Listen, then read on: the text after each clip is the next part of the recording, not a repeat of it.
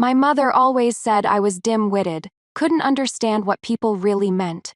So I've always done things by taking words at face value. When father's mistress said she wanted a child, I made sure father could never produce one again.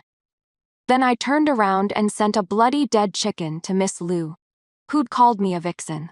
Later, I got married. My husband brought home a woman, saying he wanted to spend his life with her, just the two of them. My mother begged me through tears. This time, can you be a bit more discreet? I nodded obediently. The next day, a fresh female corpse dressed in cloud brocade floated up in the lotus pond. The Marquise's manor was finally peaceful. The 6th day of the 6th month, the almanac said it was an auspicious day for marriage. Too bad Su Yunhei wasn't blessed with that fortune. Early in the morning, people had already crowded around the lotus pond at the Marquise's manor. I sat in the pavilion by the pond holding a bowl of lotus seed soup, slowly stirring it with a small spoon, watching the servants fish out the red-dressed corpse from the pond. The red dress had soaked in the water all night, and the color had actually become even more vivid. At the moment it was clinging wetly to the corpse. Yunhee, oh Yunhee. My dear husband Yuan Chengxi rushed over without even putting on his outer robe, wearing only his inner garments. He jumped into the water, snatched the corpse from the servant's hands, held it tightly in his arms, and wailed as if his own mother had died. Wait. No, his actual mother, the old madam of the Marquise's manor, was still alive and well, currently being supported by maids as she stood under the covered corridor. I scooped a spoonful of lotus seed soup into my mouth. The sweetness was just right. It was you, Shen Nian, it was you, wasn't it? Yuan Chengxi suddenly raised his head, glaring at me with bloodshot eyes. He carefully laid Su Yunhei's body on the shore, then charged at me like a rabid stray dog. The servants tried to block him but were shoved aside. He rushed into the pavilion, grabbed my neck with his right hand and lifted me off the stone bench. Vicious woman, you vicious woman. Who else but you would lay a hand on Yunhei? His fingers tightened, nails digging into my flesh. I'll make you pay with your life for Yunhei. My toes left the ground, my neck in searing pain from being choked. The bowl in my hand fell to the ground, shattered porcelain scattering everywhere. But I still forced out a smile. Husband, your grip is so strong. Even though stars filled my vision, looking at Yuan Chengxi's face twisted and distorted with rage, I suddenly found it hilarious. So I laughed out loud. Because my throat was being choked, my laughter came out hoarse and eerie, and Yuan Chengxi was visibly stunned for a moment. Now's the moment. I suddenly raised my right hand, fingers curled like claws, jabbing straight at his eyes. In his panic, Yuan Chengxi abruptly let go, stumbling back several steps and slamming into a pavilion pillar. I fell back onto the stone bench, clutching my neck and coughing violently. Su Yunhei really was his beloved treasure. Yan Chengsui's gaze scraped across my face like a knife.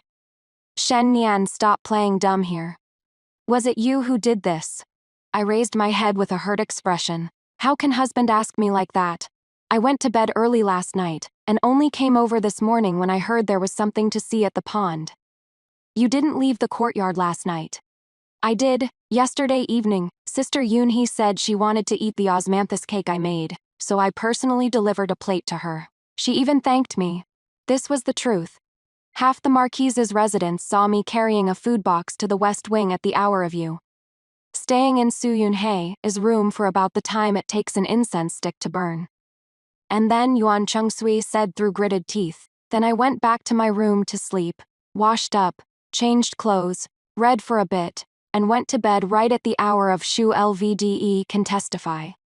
She was keeping night watch. Lv is my personal maidservant. At this moment, she was standing in the crowd with a pale face. Upon hearing this, she hurriedly nodded like a pecking chicken. Yes, my lord. The madam went to bed at the hour of Shu last night. This servant was guarding outside the door and never saw the madam come out. Who knows if you bribed your maid? Yuan Chengsui didn't believe it at all. His hand was trembling as he pointed at the corpse. How could Yunha fall into the pond for no reason? She was terrified of water. I followed his pointing finger and looked over, thought seriously for a moment. Then my eyes lit up. I know now. Everyone looked at me. It must be that Sister Yoonhae wanted to admire the lotuses at night, but she couldn't swim and slipped into the water.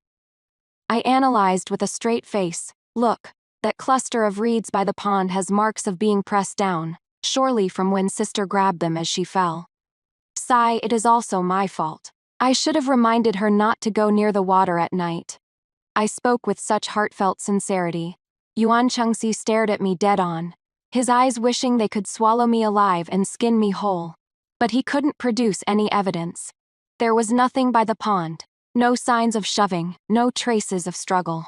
Marquise, Su Yunhee personal maid Chengxing suddenly threw herself to her knees. Yesterday the concubine was perfectly fine. It was only after Madame visited that the concubine's mood turned sour. She said she wanted some peace and quiet alone. So she sent us all away. Madame must have said something to upset the concubine. I turned to Chengxing with a curious expression. What did I say? How come I don't remember? Chengxing choked on her words. Of course she couldn't say anything, because when I went to Su Yunhee's room yesterday, I really only brought a plate of osmanthus cakes. I also casually said a couple of things like telling Sister to eat while it is hot to take care of herself in the hot weather and such nonsense. But I spoke gently and softly throughout. No one could find any fault. Su Yunha, on the other hand, said quite a lot. She said I had occupied the position of the main wife for 3 years, and it was time I stepped aside for someone worthier. She also said the Marquis loved her, wanted only her for the rest of his life, so why was I stubbornly holding on? Finally, she even threatened me, saying if I knew what was good for me, I'd ask to leave on my own, and she'd still let me keep some dignity. I just kept nodding at the time. Yes, you are absolutely right. I understand now. I looked back once when I left. Su Yunhee was sitting by the window, holding a piece of osmanthus cake with a victor smile at the corner of her lips. She probably thought I, the dim-witted legal wife, was finally going to back down in the face of difficulties. But she didn't know. When I, Shen listen to people talk, I always take their words at face value. My lord. The steward hurried over. People from the yamen are here. Yuan Chengxi took a deep breath, glared at me fiercely, and turned to deal with the yamen runners. I stood in place and let out a soft sigh. Madam. Lv came over with a pale face. Let's go back to the room. Go back for what? I shook my head and pointed at the pond. Have someone change the water and sprinkle more lime. I am afraid the lotus flowers in this pond won't bloom this year. What a pity. After a pause, I added. Oh right, Sister Yoonhee's dress fabric is quite nice. Wash it clean and send it to the tailor's shop tomorrow. See if it can be remade into something else. After all, it was the Lord's thoughtfulness. Let's not waste it. Luvia's face went even paler. I turned and walked toward my own courtyard. When passing through the corridor, I saw Yuan Chengxi talking with the constable, looking quite agitated. The constable glanced at me from the corner of his eye. I gave him a gentle smile and curtsied, then continued walking forward. The wisteria under the corridor was in full bloom. Clusters hung down like purple waterfalls. I reached out and picked a small cluster, playing with it in my hand. When I reached the courtyard gate, I stopped and glanced back toward the lotus pond. Su Yunhee. My voice was so soft only I could hear it. Didn't you want one life, one love, one person? Well, now you've got your wish. You died in your prime, and he'll never forget you for the rest of his life. The pomegranate tree in the courtyard had already borne small fruits. I walked over and touched the rough bark, talking to myself. Should bear quite a few this year. Lehe followed me in, wanting to speak but hesitating. I turned to look at her smiling with curved brows and eyes. Go tell the small kitchen, I want sweet osmanthus lotus root for lunch. Add more sugar, make it sweeter. Yes, madam, well he withdrew. I stood under the pomegranate tree, looking up at the dappled light filtering through the gaps in the leaves. So quiet. Much quieter than when Su Yunhee was around. The officials left before dark. Before leaving, That constable surnamed Zhao glanced at me several more times. I knew what he was thinking. The Marquise's lawful wife, looking gentle, courteous, and frugal. Speaking softly, no matter how you look at her, she doesn't seem like someone who could kill and dump a body. But Su Yunhe's death was suspicious, and I had visited her room before it happened. But where is the evidence? None. There were no footprints of a second person by the lotus pond. Of course not. I wore specially made soft-soled shoes with tread patterns so shallow, they were barely visible, and I carefully swept over everywhere I stepped with a broom. There were no signs of struggle by the pond either. Su Yunhe ate the drugged osmanthus cake, was drowsily supported by me to the pond's edge, and went in with just a gentle push. Where would any struggle come from? As for the drug, it was wild hemp seeds I bought from an herb farmer outside the city. Ground up and mixed into the cake. What doctor in the capital would recognize this? Even if they did, Su Yunhe's stomach now contains nothing but cake and water, long since dissolved perfect. Madam, Lahi came in carrying tea, her hands still trembling slightly. The Marquis has gone to Minister Liu's residence. I took the teacup and blew on the foam. What is he doing at the Liu residence? I heard from the servants in the front courtyard that he is going to discuss a marriage. Li, his voice grew quieter, Miss Liu. It seems, is to become an equal wife. I took a sip of tea, my eyes curved in a smile. Liu Mengli, the precious daughter of Minister Liu, wasn't she? The one who called me a fox spirit a few years ago. She still hasn't married all these years. It is not that no one proposed, but her standards are high. She looked down on ordinary families. Now that Su Yunhe just died, Yuan Chengzi is rushing off to remarry, and to someone like her no less interesting. Laha. I set down the teacup. Do you think Miss Liu would also like the lotus pond after she marries in?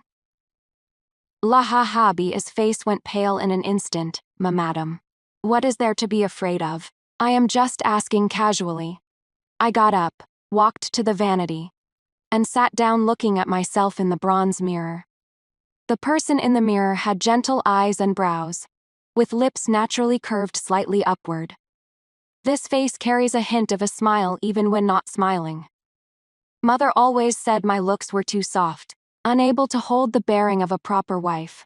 Mother also said I wasn't smart enough. I muttered to myself, picking up the comb and slowly brushing my hair. Memories surged up like a tide.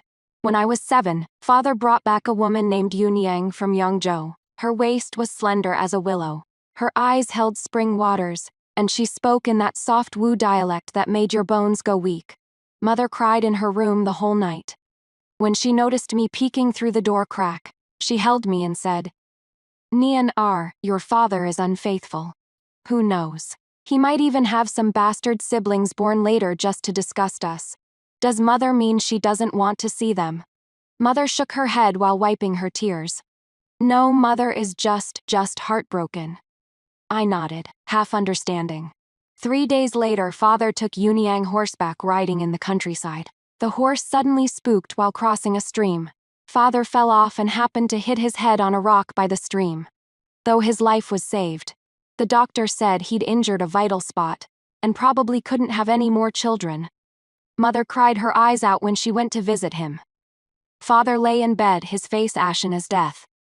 After mother came back, she pulled me into the room and shut the door, staring at me hard. Nianer, tell mother the truth. Your father's horse. The horse was tired. I looked up, saying earnestly, I saw it panting from running, so I fed it some herbs to perk it up. What herbs? Picked from the back mountain, the kind that makes little rabbits hop really high. I gestured. Father said concubine Yu is light, told the horse to run faster, so I wanted to help out.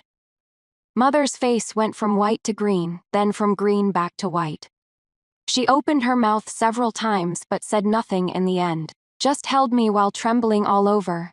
That night I heard her chanting sutras in a low voice in the Buddhist hall. Chanted the whole night. 12 years old. The flower viewing banquet at attendant Liu's residence. Liu Mengli wore a cloud mist brocade dress, surrounded by a group of young ladies. I wore a half-worn lotus pink skirt, quietly sitting in the corner eating pastries.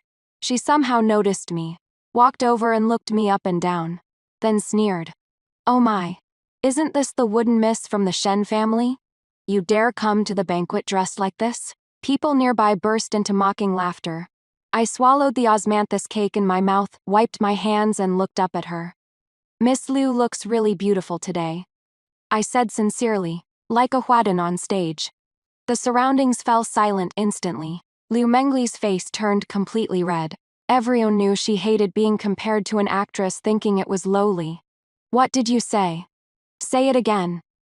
Liu Mengli's voice was shrill and piercing. "I said you look beautiful." I blinked. "Is that wrong? You dare call me an actress? Aren't actresses beautiful?" I tilted my head, "But I think they're quite beautiful." Liu Mengli was so angry she trembled all over, pointing at my nose. "Shen Nian, you are vulgar and uncouth. You are practically a vixen." A vixen? I was stunned. After the banquet ended, I tugged at the maid's sleeve and asked, "Chundao, what is a vixen?" Chundao stammered. It is, a woman who is really good at seducing men." Seducing men, I frowned. "But I don't know how to do that." "That is not what it means, Aya. It is just an insult. Insulting me by calling me a fox." "More or less." I lowered my head, lost in thought. The next morning, screams erupted at the entrance of the Liu residence. When the gatekeeper opened the door, he saw a bloody dead chicken lying on the steps. The chicken's neck had been wrung, blood smeared all over the ground. Liu Mengli was immediately frightened sick. I brought tonics to visit her, sat by her bedside, and said sincerely, "Miss Liu, I heard foxes love eating chickens, so I specially picked the fattest one. If you like it, I have more at my place." Liu Mengli looked at me as if she'd seen a ghost. From then on, rumors gradually spread throughout the capital. They said the legitimate daughter of the Shen family was beautiful. But unfortunately not quite right in the head. She only understood what people said literally. And her actions were quite strange too. Mother became even more worried. She would always hold my hand and say, "Nian, what will become of you? How many times has mother taught you, when listening to people speak, you must hear the meaning between the lines?" What is the meaning between the lines? Mother was at a loss for words. She couldn't explain it clearly herself. Because she lived her whole life in those twists and turns, surviving by guessing, enduring, and compromising. She wanted to teach me but couldn't make me understand. So I decided to learn on my own. In the bronze mirror, the corners of my lips slowly curved upward. "Ulha!" I turned around. "Let's visit the Shen residence tomorrow. I miss my mother." "But the Marquis, isn't the Marquis at the Liu residence?" I smiled even more gently. "We're going back to my family. No need to report to him." Elachi lowered her head and acknowledged. I gazed at the deepening night outside the window, my fingers lightly tapping on the vanity. "Liu Mengli, after all these years, you still haven't learned your lesson. If you want to take what is mine, you'd better be prepared to face the consequences." The day I returned to the Shen residence, the sky was heavily overcast. The carriage wheels rolled over the stone-paved road, making dull rumbling sounds. Li Ha sat across from me, occasionally lifting the curtain to peek outside before letting it drop again, looking like she wanted to say something but kept holding back. "Just say what you want to say." I closed my eyes to rest. "Madam," lured her voice, "the Marquis came back last night in a terrible rage and smashed half the study. His eyes were all red when he left this morning, and the way he looked at people was terrifying. Su Yunhei is gone. It is only natural for him to be heartbroken. But the Liu family. What about the Liu family?" I opened my eyes and looked at her with a beaming smile. "Miss Liu is going to marry in. That is a good thing. The residence is too quiet. One more person will liven things up." Alfia stopped talking. She had followed me for so many years. She knew what lay beneath this innocent appearance of mine. The carriage stopped at the gate of the Shen residence. When I lifted the curtain to get off, I happened to see Nanny Chen, who served my mother, standing at the gate looking out. Seeing me, she hurried over to greet me, but her eyes reddened first. Miss. No, the Marchioness has returned. Nanny. I gave a slight curtsy. Where is my mother? In the Buddhist hall. She has been talking about you since early morning. Nanny Chen led me inside, lowering her voice. The master is home too, in the study right now, said he is waiting for you to come talk. I nodded, but didn't rush to the study, heading straight for the Buddhist hall. The Shen residence's courtyard was much smaller than the Yongchang Marquise's manor, but I was familiar with every blade of grass and tree. Passing through the moon gate, I heard the wooden fish in the Buddhist hall tapping rhythmically, the sound making one's heart restless. I stood at the doorway and waited for a while. The wooden fish finally stopped. Come in. Mother's voice came from inside, sounding somewhat weary. I pushed the door and went in. The Buddhist hall was wreathed in incense smoke. Mother was kneeling on a prayer cushion in plain-colored clothes, still holding prayer beads in her hand. She didn't turn around, just gazing at the Guanyin statue before her. Mother, I called out. Only then did Mother slowly turn around. She wasn't even 40 this year. Yet there was already white hair at her temples, and the fine lines at the corners of her eyes were deep traces left from years of furrowing her brows. Nianer, she beckoned me over, took my hand and looked me up and down. You've gotten thinner. The Marquise's residence feeds me well. I haven't gotten thinner. I sat down beside her. Mother stared into my eyes, her lips moved slightly. But in the end she just sighed. I've heard all about what happened at the Lotus Pond. Was it really an accident? I tilted my head. The authorities said she slipped and fell into the water. I am asking you whether it was an accident. Mother's grip tightened. I looked at her. In her eyes there was worry, fear, and a hint of complex emotion I couldn't read. She had always looked at me this way since I was little, like looking at a child who might cause trouble at any moment, yet also like looking at a monster she couldn't understand. Mother, I gently withdrew my hand and adjusted my sleeve cuffs. Don't you always say that Nianer is slow-witted and can't understand things? Why are you asking me such a difficult question now? Mother choked on her words. After a long while, she spoke again, her voice so low it was almost inaudible. The Marquis is going to propose to the Liu family. It is Vice Minister Liu's legitimate daughter, Liu Mengli. I know. What do you plan to do? Mother stared at me. Miss Liu is nothing like Su Yunhei. She is a proper legitimate daughter of an official's family, spoiled in temperament, and with her maiden family backing her. If she enters this household, she'll be an equal wife, on the same level as me. I cut in, my tone calm. Mother wants to say I should yield and endure, right? Mother didn't speak, but her eyes had already given the answer. I smiled. Does Mother still remember what Liu Mengli called me? Mother's expression changed slightly. A vulgar and shameless fox spirit. I repeated word by word. At the flower viewing banquet when I was 12, in front of all the noble ladies of the capital. Later she even spread rumors everywhere, saying the legitimate daughter of the Shen family was a fool, and whoever married her would be cursed with bad luck. That is all in the past now. Mother looked away. Mother can forget the past, but I can't. I stood up and walked to the window. You always taught me to endure, taught me to read between the lines. But I've tried. I simply can't understand.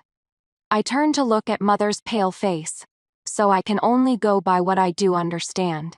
What do you understand? Mother's voice trembled. I understand that Liu Mengli insulted me, so I should return the favor. I smiled with my brows and eyes curved. I understand that she wants to steal my husband, so I should either step aside or make sure she doesn't succeed. Nianer, don't do anything foolish. The Liu family isn't like Su Yunha, who has no backing. Minister Liu holds real power in the court.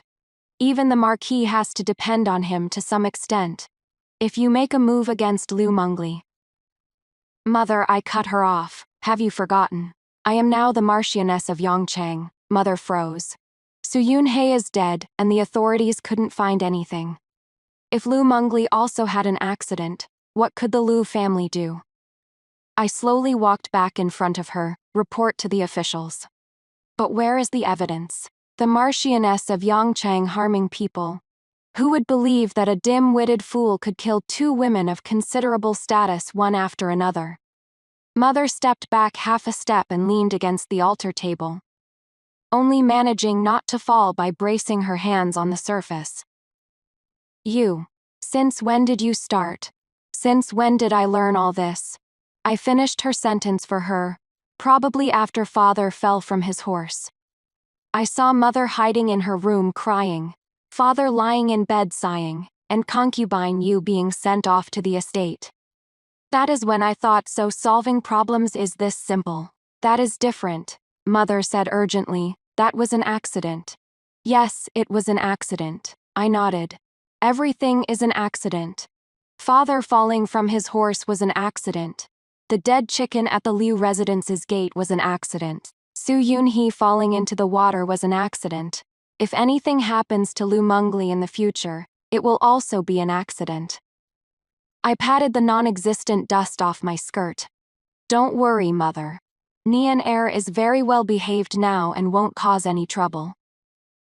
With that, I turned and walked out. Nianer, mother called from behind, your father wants to see you. I know. I pulled open the door, and the sunlight was blinding.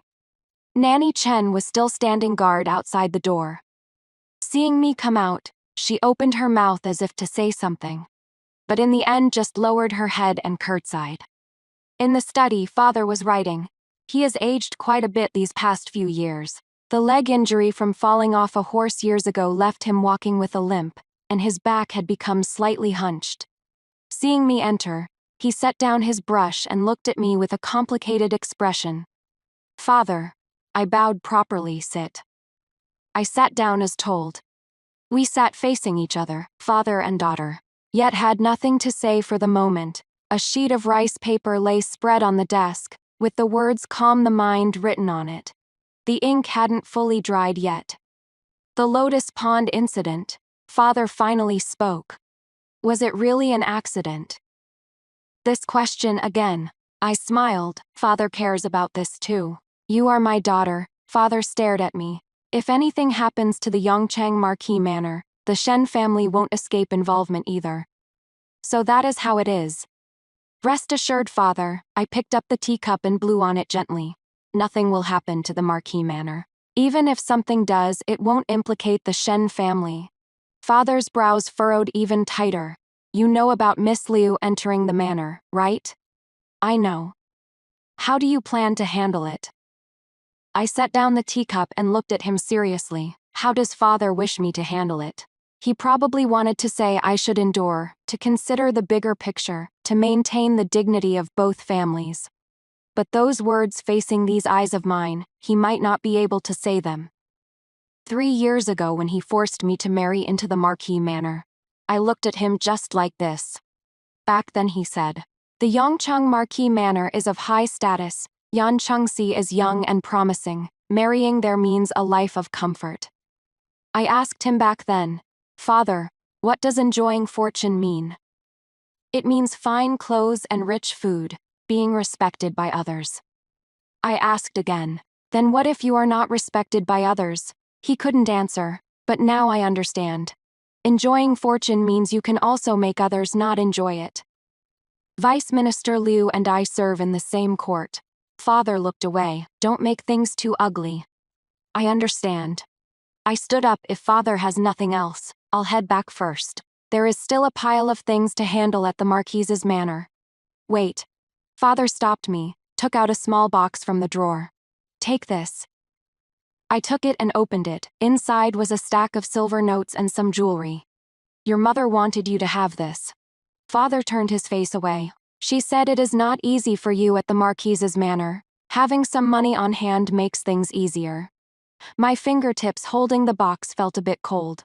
Mother lived her whole life in father's shadow, swallowing her grievances, bending over backwards to keep the peace. What she gave me was probably her private savings she'd scraped together over many years. But she never asked me if I wanted this kind of life. Please thank mother for me. I put away the box and curtsied. Your daughter takes her leave. When I walked out of the study, rain began to drizzle. I stood under the corridor watching the fine rain like needles, densely piercing the blue stone slabs in the courtyard. The cluster of roses in the corner that Mother loved most had been beaten askew, petals scattered all over the ground. Lu Hu came over with an umbrella. "Madam, shall we return to the Marquis's manor?" "Yes." When the carriage drove away from the Shen residence, I lifted the curtain and took one last look. Mother's thin figure stood inside the main gate. The curtain of rain blurred her face, making her expression impossible to see. I let down the curtain and leaned back inside the carriage. "Here. When we get back, find that bolt of cloud sunset brocade from my storeroom," I said with my eyes closed. "Miss Liu is going to marry in, so we should prepare a congratulatory gift." Li Hia's voice grew tense. "Madam, that bolt of cloud sunset brocade is the most precious one in your dowry. Back then, what Miss Liu wore at the flower viewing banquet was made of this very fabric." "I know." I curled my lips. "That is exactly why it is fitting to give it to her, Liu Mengli. Don't you love cloud sunset brocade the most? Don't you want to one-up me the most? I'll give it to you. I'll give you everything. I just wonder if you'll live long enough to wear it." When we returned to the Yongchang Marquis Manor, the rain grew heavier. The carriage stopped outside the second gate, and Elie held an umbrella as she helped me down. Just as I steadied myself, I heard the sound of porcelain shattering from the front courtyard, mixed with Yuan Chengxi's furious cursing. "Useless, all of you are useless." I paused my steps slightly and gave Elie Shi a look. Instead of taking the main path, we went around to the corridor and hid behind a pillar to look at the front hall. The hall was in complete disarray. The floor was covered with shattered celadon pieces. Tea splashed everywhere. Yuan Chengxi stood in the hall, his face livid with rage. Several stewards stood with their heads bowed, not daring to breathe. "Investigated for 3 days, and all you found was an accidental drowning." Yuan Chengxi kicked over the stool beside him. "Not even a ghost shadow by the lotus pond. Did Su Yunhei sleepwalk into it from a nightmare in the middle of the night?" The steward trembled in fear.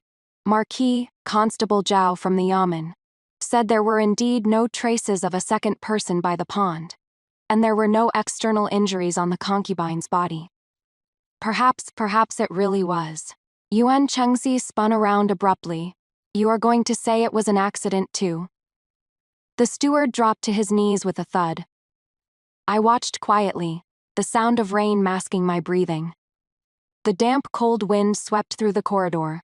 Hao was trembling slightly behind me. Whether from cold or fear, I couldn't tell. "Marquise."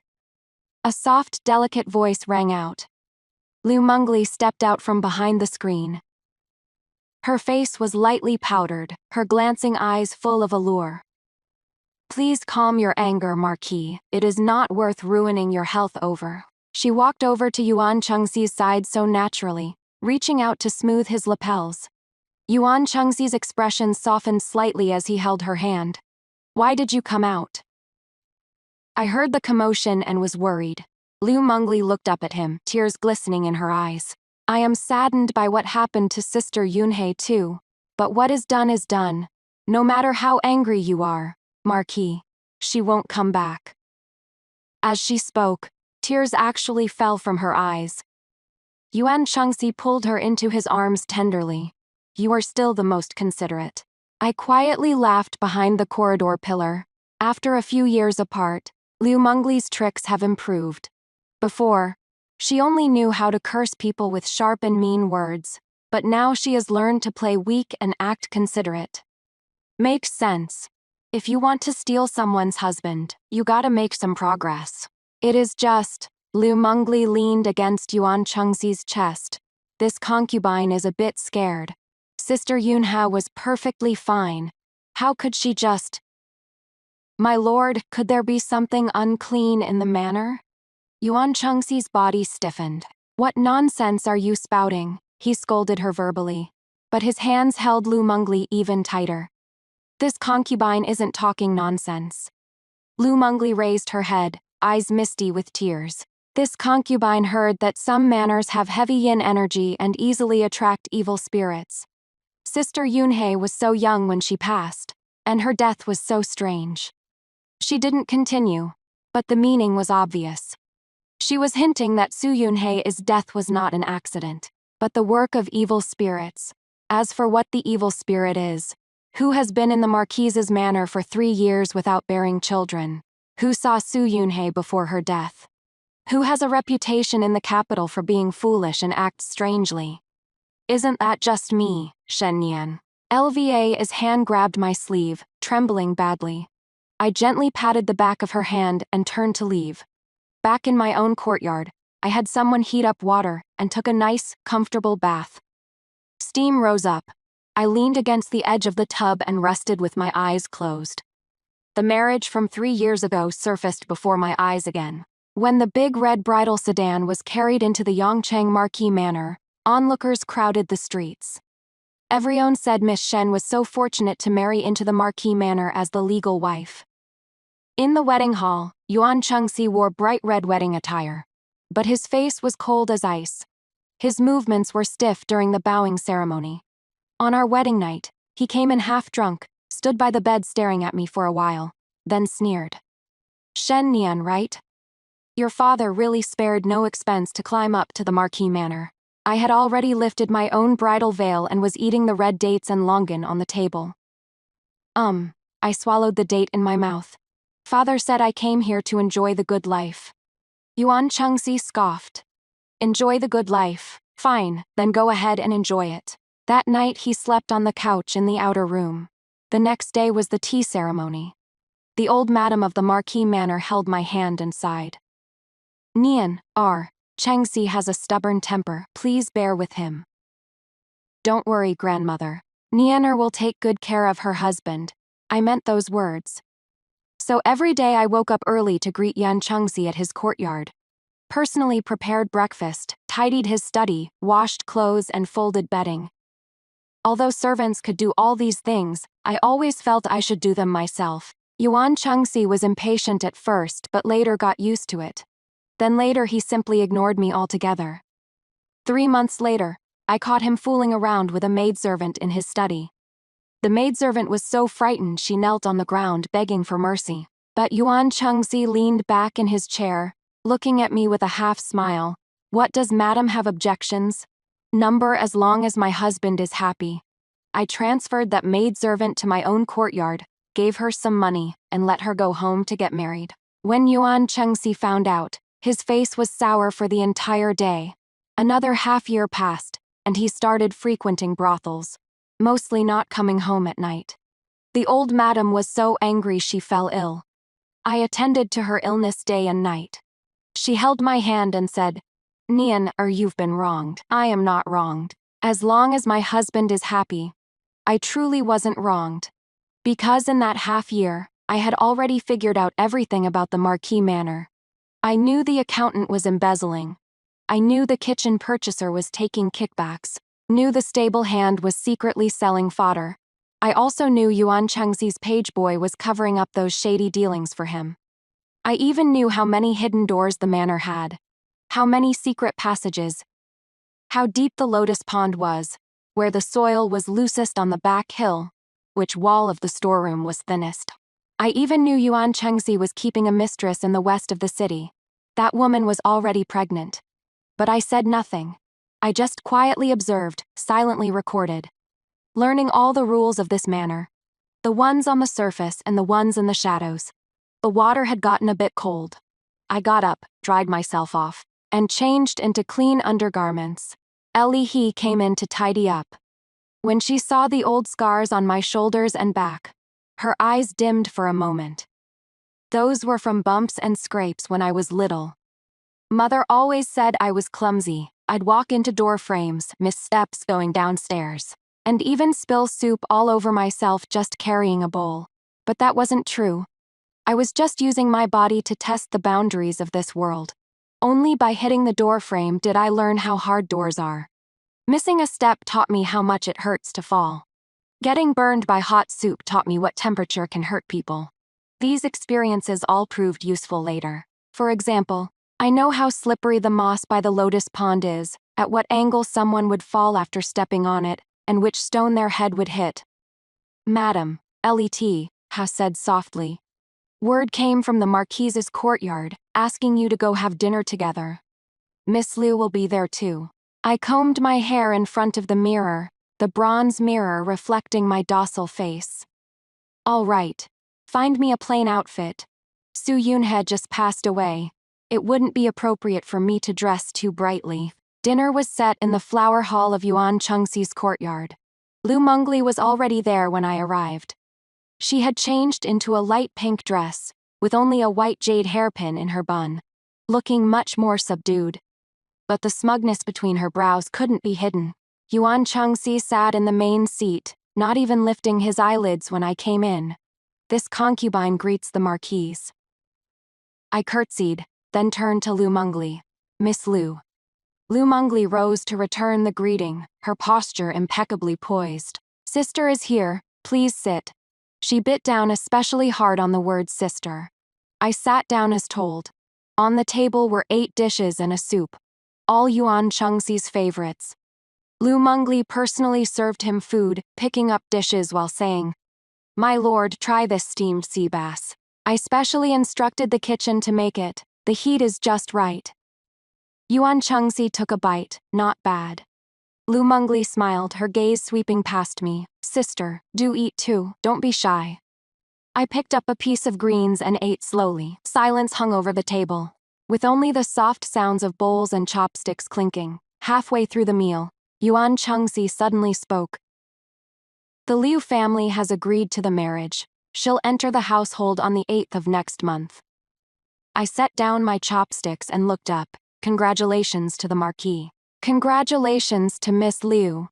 By custom, an equal wife is still a wife. She should enter through the main gate and bow to heaven, earth, and the ancestors. Yuan Chengxi stared at me. "You have no objections, right?" "Of course not. Miss Liu is a legitimate daughter of an official family. She deserves a grand wedding." Lu Mengli's smile grew even brighter. "Also," Yuan Chengxi continued, "after Mengli enters the household, the two of you will manage the household affairs together." I blinked. "Is the Marquis saying the account books and keys will be split half with Miss Liu?" "What, you are not willing?" "Of course I am.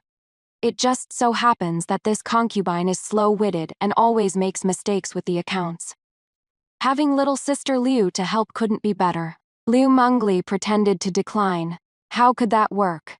Sister has managed the household for years, with such rich experience." "It is fine, I'll teach you." I looked at her, my eyes sincere. "The account books aren't hard, just record clearly who embezzled how much, who took kickbacks, who secretly moved things out. Just get these down and you are set." Lu Mengli's smile stiffened slightly. Yuan Chengxi furrowed his brows. "What did you say?" "Talking about the account books." I looked completely innocent. "Last year the kitchen procurement embezzled 300 taels. The stables secretly sold fodder for 150 taels, and then there is steward Zhang from the front courtyard, who stuffed his nephew in here to draw a ghost salary. 5 taels a month, been doing it for 2 years now." I counted them out one by one. My voice wasn't loud, but with each sentence, Lu Mengli's face grew a shade paler. Yuan Chengxi's expression grew increasingly grim.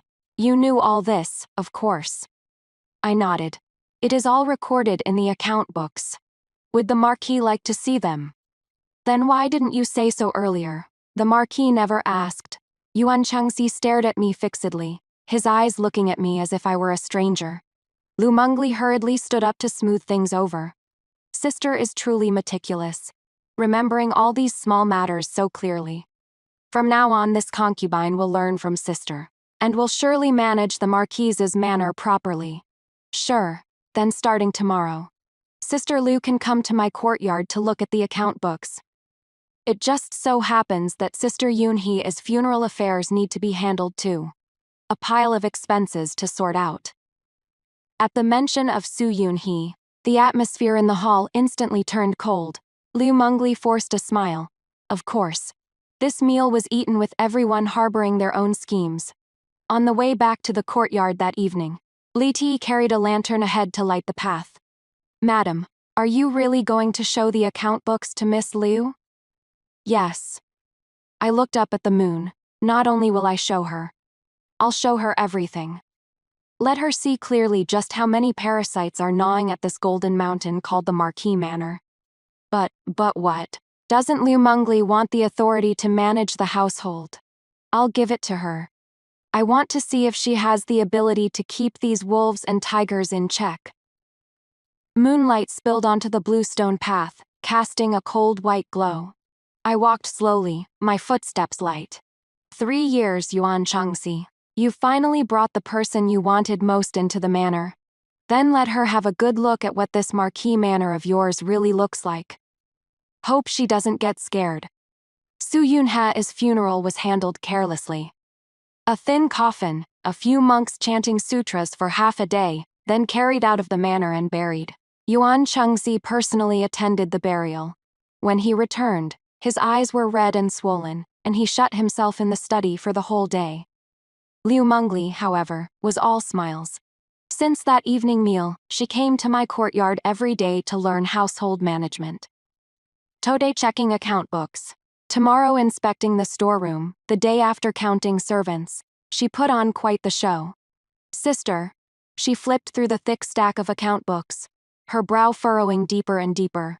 Why are these procurement expenses 30% higher than market prices?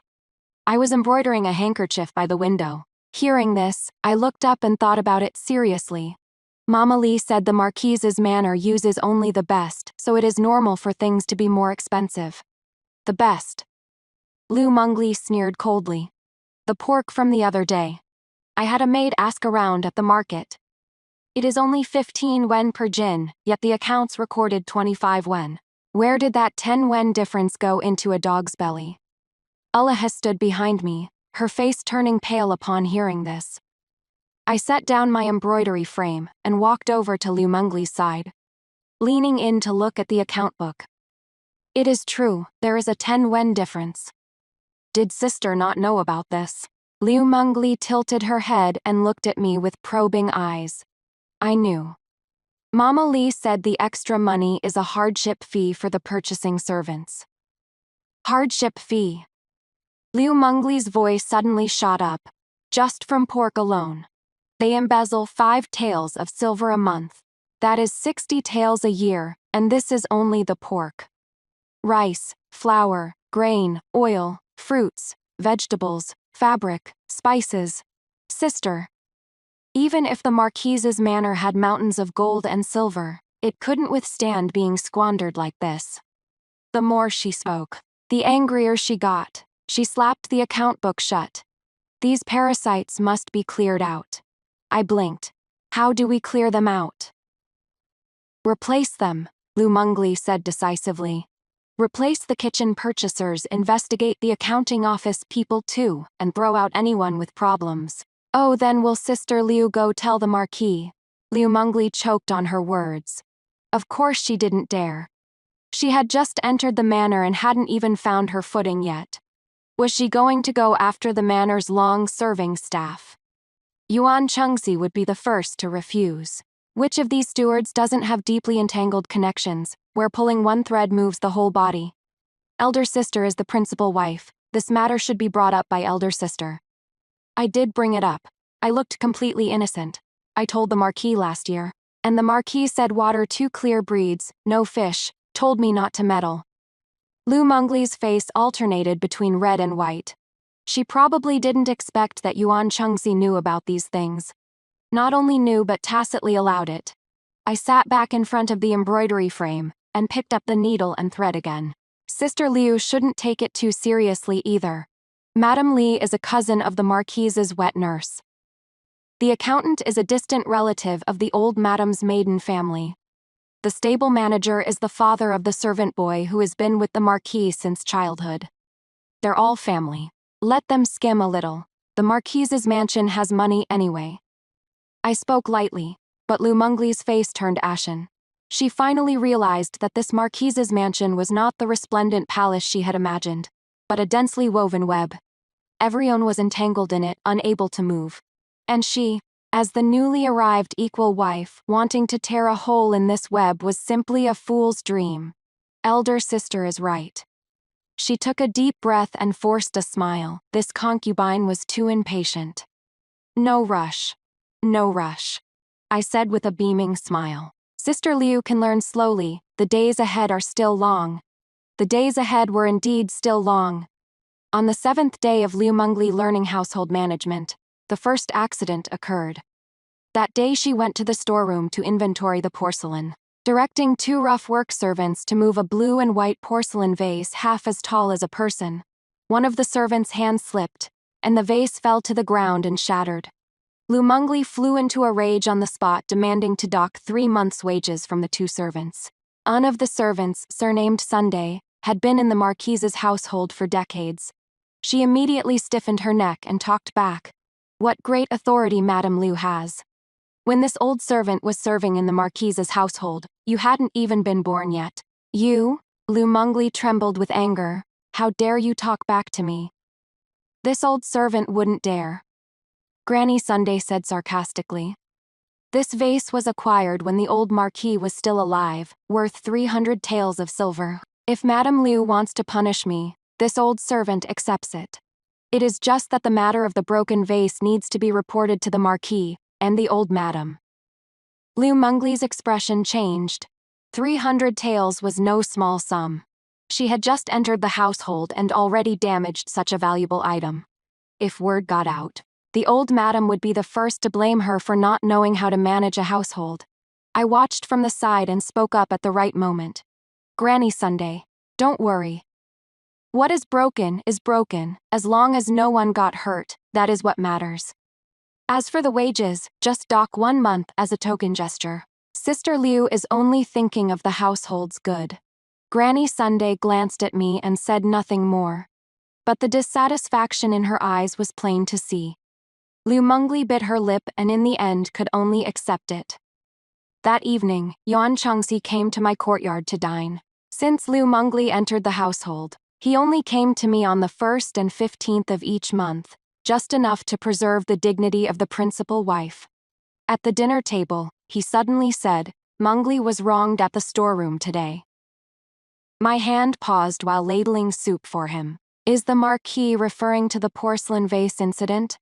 Old Madame Sunday is throwing her weight around because of her seniority. She needs to be put in her place. Yan Chengxi took the soup bowl, his tone flat. In all these years you've been managing the household. You've been too lenient with the servants. I lowered my head and shoveled rice into my mouth. Madame Sunday is getting old. It is normal for her hands and feet to be less nimble. If she is old, she should go retire. Why is she still occupying a position? Yuan Chengxi glanced at me. Mengli is right. These old servants in the manor should be replaced with new ones. I didn't respond. Only after Yuan Chengxi left did Elatishe quietly, Madam, the Marquis is trying to establish authority for Lady Liu. I know. I wiped my mouth. Let him. But, do you think Liu Mengli can actually hold that authority? He was stunned for a moment. She thinks by replacing a few old servants, she can have the Marquis manor in her grasp. But she doesn't know that everyone in this manor is connected by flesh and bone. Old Madame Sunday's son works in the front courtyard. Her daughter is a second-rank maid in the old Madame's courtyard, and her son-in-law is the steward of the estate outside the city. Touch one of them, and how many people will be affected? I gazed at the heavy darkness outside the window. If Yuan Chengxi wants to establish authority for her, then let him. I want to see just how long he can keep backing her up. Sure enough, the next day Liu Mengli started making her move. First, old Madame Sunday was transferred to the laundry room. From a respectable job managing the storeroom to scrubbing clothes in cold water all day. Granny Sunday made a scene on the spot, saying she'd go find the old madam to settle things. Next was Mama Li, the kitchen buyer. She was suspended after discrepancies were found in her accounts, replaced by an attendant Liu Mengli brought from the Liu family. Then 2 stewards from the front courtyard were given paddle beatings for neglecting Madame Liu. In just 3 short days, the entire Marquis' household was in chaos. The old madam finally couldn't sit still any longer. On the morning of the fourth day, Chuya, the head maid from the old madam's courtyard, came to summon me, saying the old madam wanted to see me. I changed into plain clothes and went. As soon as I entered, I saw the old madam sitting on the daybed with a stern face, while Liu Mengli stood to the side with red eyes, as if she'd just been crying. Nianer is here. The old madam beckoned me over. Sit. I sat down as told. Liu Mengli also moved to sit, but the old madam swept a cold glance at her. You stand. Liu Mengli froze. I hear you've been stirring up such trouble these past few days that the household has had no peace. The old madam looked at Liu Mengli, her tone cold and hard. Grandmother. Liu Mengli's tears fell again. This concubine only wanted to put the household affairs in order. Those servants were bullying me for being new, and this concubine had no choice. We're organizing household affairs. The old madam sneered coldly. Granny Sunday has been in this manner for 30 years without a single mistake. Mama Lee came from my maiden family, and she has always been reliable. But you come in and want to replace them all. What? The servants of our Marquis Manor aren't good enough for you. This concubine wouldn't dare. Liu Mengli dropped to her knees with a thud. This concubine only noticed problems with the accounts and wanted to share the Marquis's burdens. Share his burdens. The old madam slapped the table with a bang. I think you are just causing trouble. Nian Er has managed the household for 3 years, keeping everything in perfect order. You've only been here a few days and already turned everything upside down. What? You think Nianer isn't managing well enough and needs your guidance? Those words were harsh. Liu Mengli's face turned deathly pale as she kowtowed repeatedly. Please forgive me, grandmother. This concubine had no such intention, but the old madam didn't look at her. Instead, she turned to me. Nian Er, tell me, should people like Granny Sunday and Mama Lee be replaced? I lowered my head and thought for a moment. Mama Sunday has managed the storeroom for many years without any mishaps. The vegetables Mama Lee purchases, even the Marquis says they're fresh. They're all old hands in the manor, and they know how to conduct themselves. The old madam's expression softened slightly. Did you hear that? Even Nianer says they're good. Liu Mengli knelt on the ground, her nails digging into her palms. Go back now. The old madam waved her hand dismissively. Household affairs will still be managed by Nianer for the time being. You just married in, so get familiar with things first.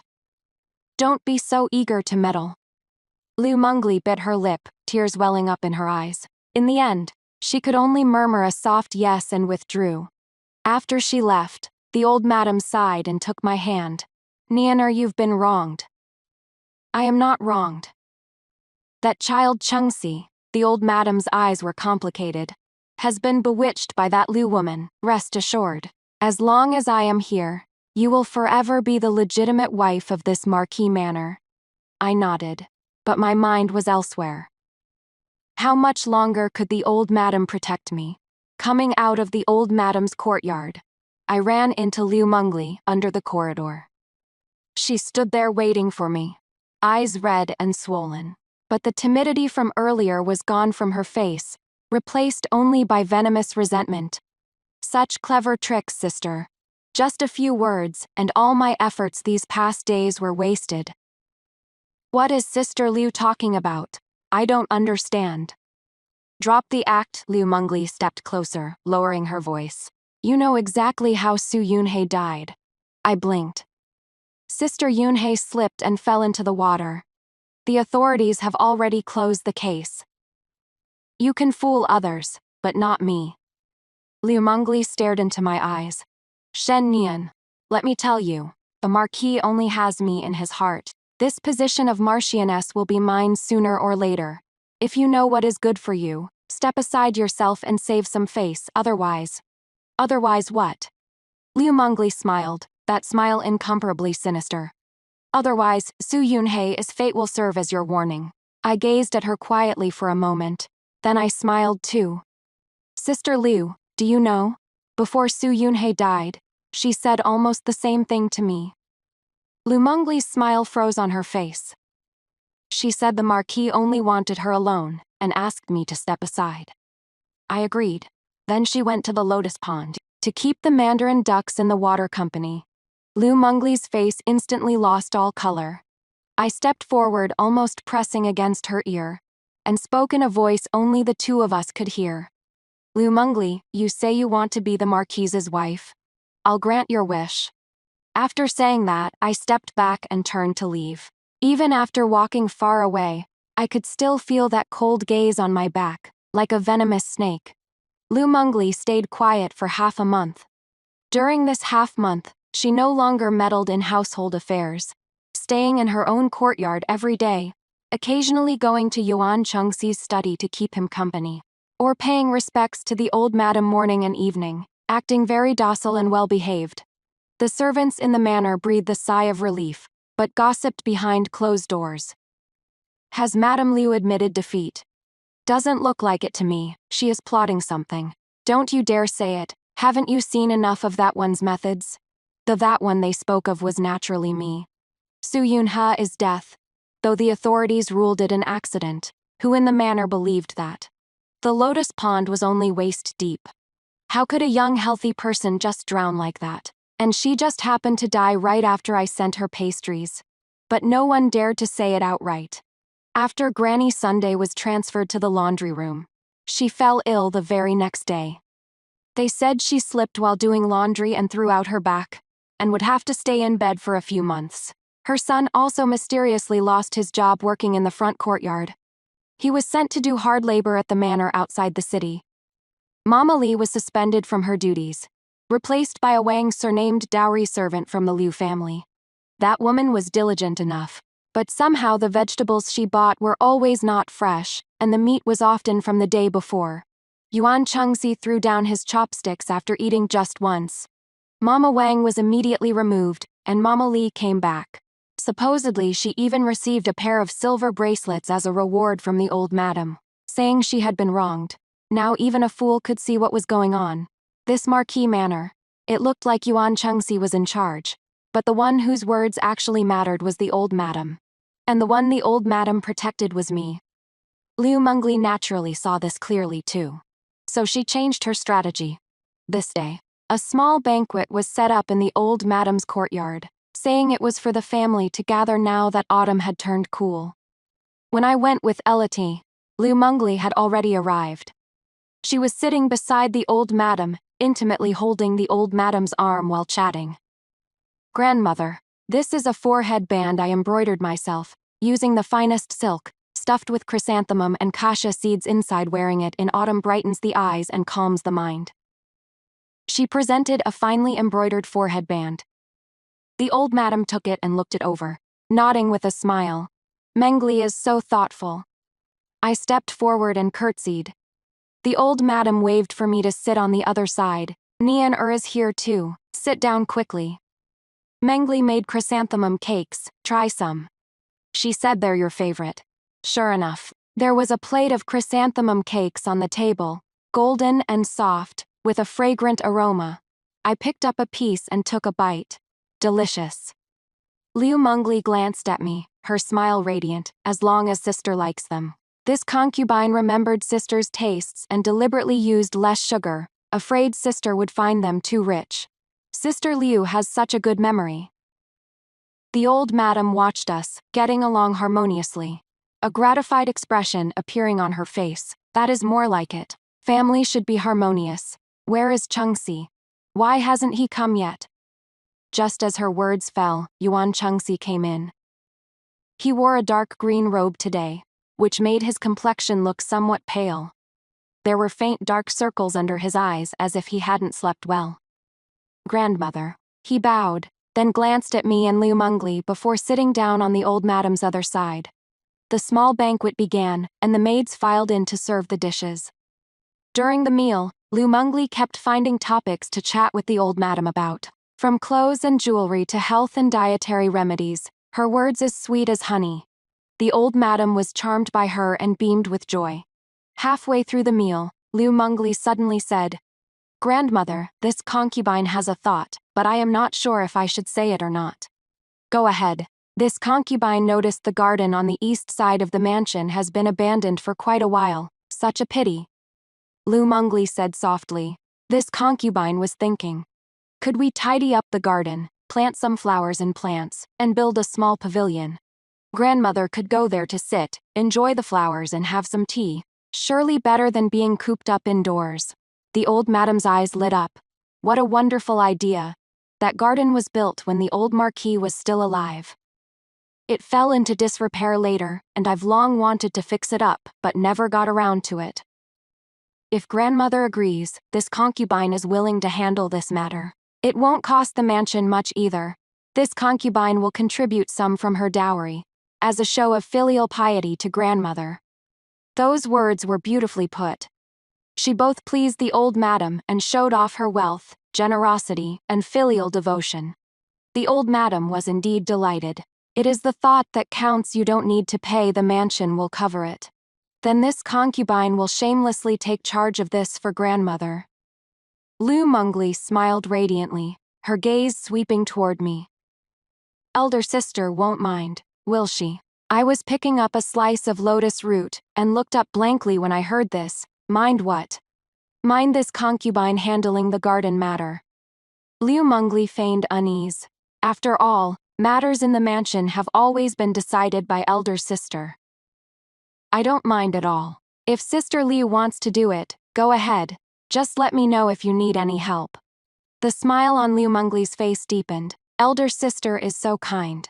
Yuan Chengxi also showed a rare smile. How thoughtful of you, Mengli. As long as grandmother is happy. The meal was enjoyed in a harmonious and cheerful atmosphere. On the way back to the courtyard after the banquet, L'Elvier said in a low voice.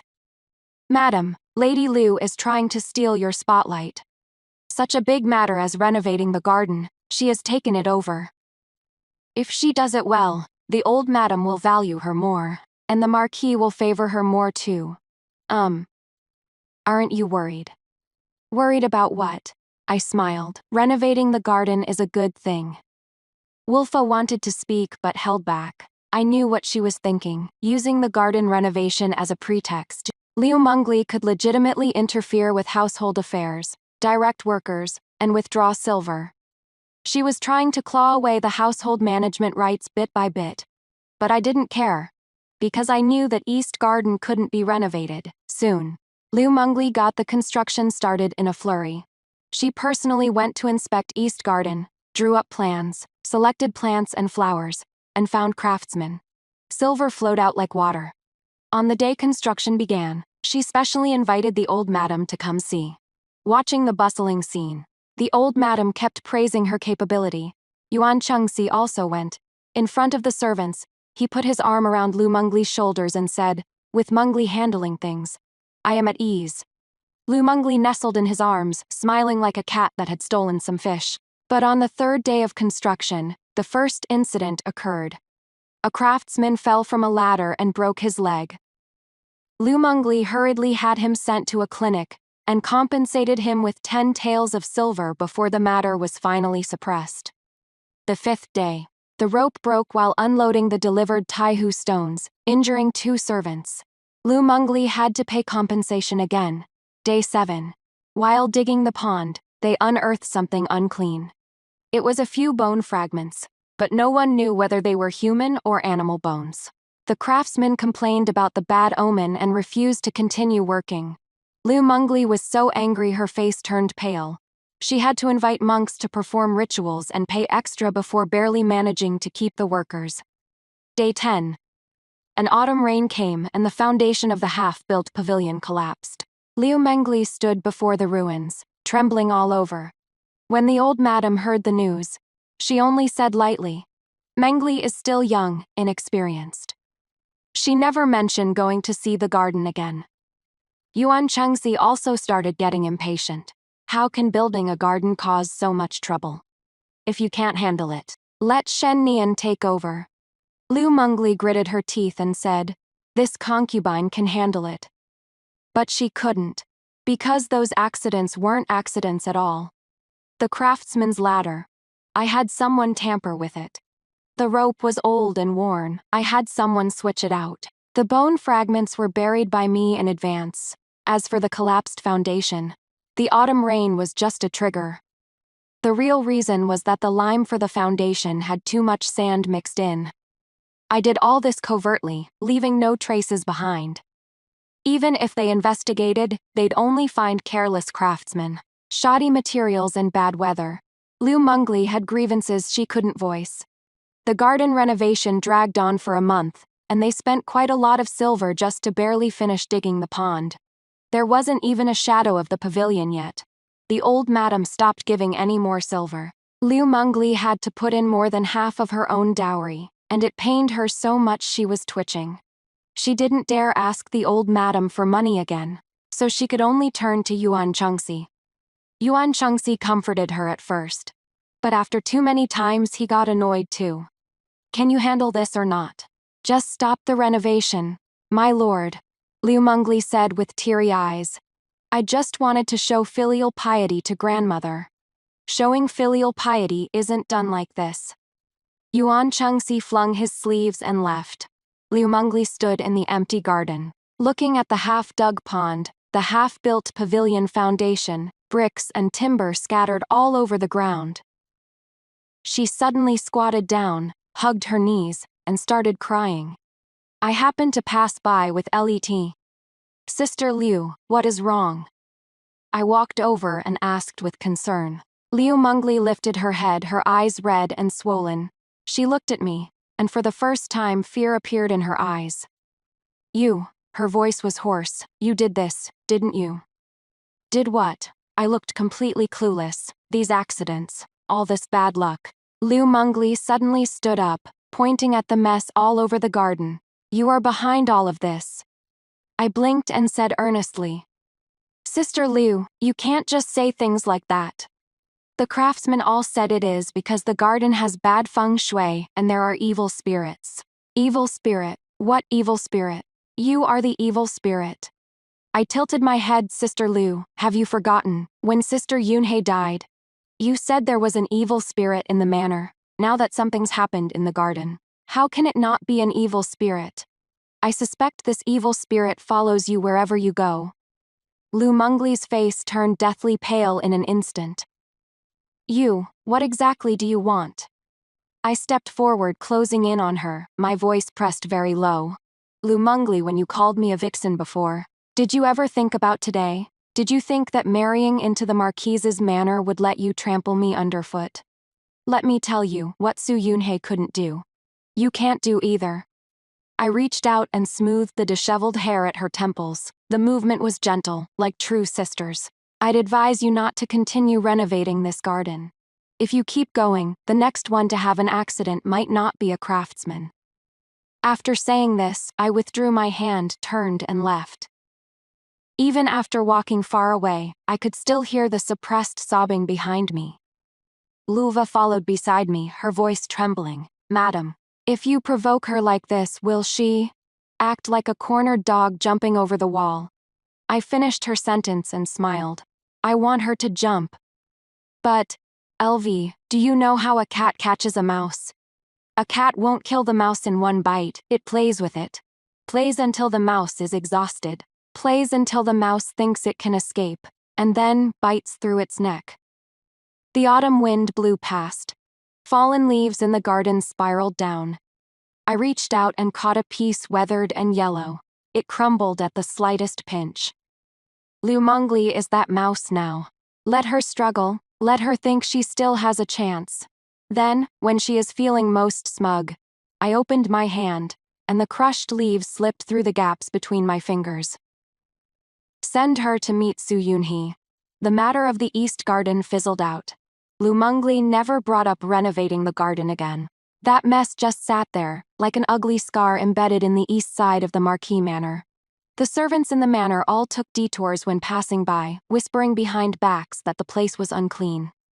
Liu Mengli herself fell ill too. They said she caught a cold and couldn't get out of bed. Yuan Chengxi visited twice. The first time he was still gentle and soft-spoken, but the second time he was getting impatient. Liu Mengli had a bad temper while sick, throwing medicine bowls and cursing at the maids. Gone was all her usual gentleness and sweetness. My lord, she held Yuan Chengxi's hand, eyes brimming with tears. This concubine feels awful inside. That garden, this concubine truly wanted to show filial piety to grandmother. Enough. Yuan Chengxi pulled his hand back. Just focus on getting better. Stop thinking about all that nonsense. After he left, Liu Mengli sat in a daze on the bed for a long while, then suddenly sat up. Go, call Mama Li from the kitchen over here. Mama Li came quickly. She stood by the bed with her head lowered, her expression unreadable. Mama Li Liu Mengli's voice was weak, yet carried a fierce edge. I know you are the old madam's person, looking down on me, the newcomer. This old servant wouldn't dare. Mama Li's tone was respectful yet neither servile nor overbearing. Wouldn't dare. Liu Mengli sneered. When I was renovating the garden, those materials you were the one handling the purchases, right? That batch of lime was half mixed with sand. Did you think I didn't know? Mama Li's body stiffened. I could expose this to the old madam, Liu Mengli said leisurely. Or I could pretend I don't know. It all depends on whether Mama Li knows what is good for her. The room fell silent for a moment. What does Madame Liu want? Mama Li finally spoke. Very simple, Liu Mengli smiled. I need you to help me with something. What is it? Liu Mengli beckoned, gesturing for Mama Li to lean in close, and whispered a few words. Mama Li's expression shifted. But in the end, she still nodded. This old servant understands. 3 days later, I fell ill too. They said I ate something unclean, vomiting and diarrhea. Week all over. LVDA was so anxious she was running around in circles and called for a doctor. The doctor took my pulse and said it was disharmony of the spleen and stomach, infected with damp evil, and prescribed several doses of medicine. After the old madam heard about it, she sent someone with some tonics and instructed me to rest well. Yuan Chengxi also came to take a look, but stood at the doorway without coming in. How come you are sick too? I leaned against the headboard, face pale, probably caught a chill from the autumn cold. 2 people in the manor fell sick at once. How unlucky. He left right after saying that. He was so angry her eyes turned red. How can the Marquis say such things? He is right, it is unlucky. Leahy came in carrying the freshly brewed medicine. I sniffed it but didn't drink. Madam, drink it while it is hot. Leave it for now. Let it cool a bit. He didn't understand why, but still placed the medicine bowl on the small table by the bed. I closed my eyes to rest, only opening them after Lett left, staring at that bowl of pitch-black medicine. The medicine was fine. At least it looked fine on the surface. The doctor wrote the prescription. A maid prepared the herbs. Brewed it herself. But I knew someone would add something to the medicine. Not poison. That would be too obvious. Maybe a laxative, maybe something to make 1 week all over, or maybe something else. In short, something to make me even sicker. As long as I was too sick to get out of bed, unable to manage affairs. Then Liu Mengli could take over the household duties under the guise of tending to the sick, all proper and justified. By the time I recovered, the household authority would have already changed hands. Same old trick. Su Yunhee had used it. Now Liu Mengli was using it again. Do they really think I, Shenyan, am that dim-witted, falling for the same trick twice? I threw off the covers, got out of bed, and walked to the vanity, taking out a small porcelain bottle from deep inside the drawer. Inside the bottle was medicinal powder I had prepared long ago. The same wild hemp seed powder I used on Su Yunhee last time, ground even finer. I scooped out a little with my fingernail. Just as I was about to put it in, footsteps came from outside the door. I quickly pulled my hand back, spilling a bit of the powder onto the table. I immediately wiped it off with my hand and sat back on the bed. The one who came in was Liu Mengli. She wore a light green dress today. With light makeup on her face, she looked quite well, not at all like someone who had been sick. Chengxing followed behind her, carrying a tray with a bowl of medicine on it. Sister. Liu Mengli walked to the bedside, smiling gently. I heard sister was ill, so I specially brewed some medicine to bring over. This is a recipe I brought from my maiden home. It is the best for replenishing vitality and nourishing the body. Would sister like to try some? I looked at her and smiled too. Has Sister Lu recovered? Thanks to sister's blessings, I am much better. Liu Mengli gestured for Chungsing to hand over the medicine bowl. Sister, drink it while it is still hot. I have medicine here, just freshly brewed. Sister's medicine is for treating wind cold, not for the spleen and stomach. Liu Mengli picked up the medicine bowl, scooped out a spoonful, and brought it to my lips. Sister, try this one. If it is no good, I simply won't bring it again. The spoon almost touched my lips. The medicine smelled strong, mixed with a strange sweet fragrance. I stared at Liu Mengli.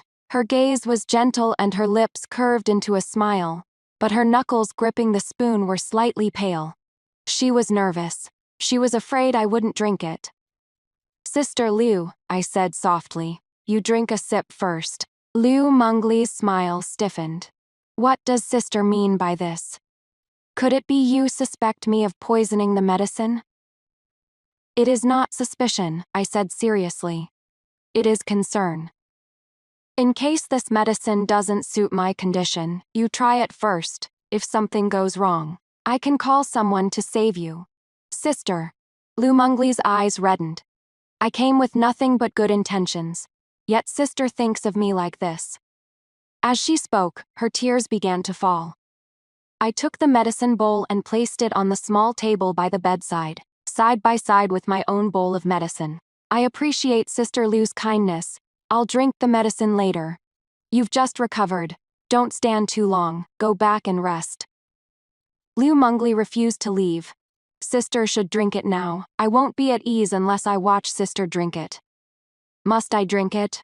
You must drink it. I looked into her eyes, looked for a long time, then smiled. All right. I picked up the bowl of medicine she brought and raised it to my lips. Liu Mengli's eyes lit up, staring intently at my hand. I tilted my head back, but I didn't drink. I only made a swallowing motion. Then I put down the bowl. The medicine inside had decreased a little. All right, I wiped the corner of my mouth. I've drunk it. Liu Mengli frowned. Sister only took one sip. The medicine is bitter, I'll drink it slowly. I lay back on the bed and closed my eyes. Go back, sister, I am tired. Liu Mengli wanted to say something more, but seeing my dismissive attitude, she could only grit her teeth and stand up. Then rest well, sister. This humble one will come again tomorrow. She left. When the footsteps faded away, I opened my eyes and sat up, picked up her bowl of medicine, walked to the window, and poured all the medicine into the flower bed outside. The dark brown medicinal liquid quickly seeped into the soil. I also poured out my own bowl of medicine. Half a shichen later, I started vomiting and having diarrhea. He was so scared her face turned pale, and she was about to go fetch a doctor. I held her back, no need. But Madam Yu, I am fine, I was faking it. He was stunned. I smiled at her. Go tell the Marquis and the old madam that I am seriously ill and can't get out of bed. As for the household affairs, let Madam Liu handle them for now. He didn't understand why. But she did as told. Once the news spread, Liu Mengli came at the first opportunity. She stood by the bed, looking at my weak appearance, unable to stop the corners of her mouth from curling up, then forcibly suppressed it. How did sister suddenly become so seriously ill? She pretended to wipe her tears. Don't worry, sister. This humble one will take care of the household affairs for you. Thank you for your trouble. Sister, it is no trouble. Liu Mengli squeezed my hand, gripping tightly, as if flaunting her victory. Sister, get well soon. She walked away with light steps. I heard her say to Chungsing outside the door. Go tell the stewards of each courtyard. From today on, all matters big and small in the mansion are to be reported to me. Yes, I didn't sit up until they had gone far, then said to Ella Tay, go call Nanny Li. Nanny Li came quickly. She stood by the bed with her head lowered, not daring to look at me. Nanny Li, my voice was calm. What benefits did Madame Liu give you? Nanny Lai dropped to her knees with a thud. Madam, this old servant was forced. Speak. Madame Liu said if this old servant helped her, she would still let this old servant manage the kitchen procurement, with a 30% raise in monthly wages. Nanny Li's voice trembled. If I didn't help, she would expose the matter of mixing sand into the lime. This old servant had no choice. So you added laxatives to my medicine. And Nanny Li didn't dare speak. What about Madame Liu's bowl of medicine? What was added in it? This old servant doesn't know, Nanny Li kowtowed repeatedly. That medicine was brewed by Madame Liu herself. She wouldn't let this old servant touch it. But this old servant could smell it. There was the scent of datura flower in it. Datura flower. A small amount relieves pain, more causes hallucinations, and even more would be fatal. Lu Mengli really wants me dead. Nanny Li, I looked at the person trembling on the ground. I'll give you one chance. Hope ignited in Nanny Li's eyes. From now on, whatever Madame Liu asks you to do, you do it. But after you've done it, come tell me. Madam, can you do that? Mama Li hesitated for a moment, then kowtowed heavily. Yes. This old servant will definitely do it. Go. Mama Li withdrew. Had closed the door, and when she walked back to the bedside, her eyes were rimmed with red. Madam, why didn't you expose her? If you had really drunk that bowl of medicine, she wouldn't have let me actually drink it. She just wanted me to be seriously ill so she could take over the household management. The datura flowers were probably just a precaution. In case I drank it, they would make me delirious and unable to speak. I lay back on the bed, gazing at the bed curtains. Let her manage it. Managing a household isn't such an easy thing. The very next day after Lu Mengli took over, the manor fell into chaos. First, the monthly wages were delayed by 3 days, and the servants were full of complaints. Then there was a problem with procuring fabric for winter clothes. Everything purchased was substandard goods that shrank after one wash. The charcoal supply to the old madam's courtyard was insufficient. The old madam was so cold she kept coughing, and she flew into a great rage. Lu Mengli was overwhelmed, running around putting out fires everywhere. Only then did she realize that managing a household wasn't as simple as giving orders. Every steward had their own agenda, every bit of silver had its destination, and every relationship had to be considered. The slightest carelessness would cause trouble.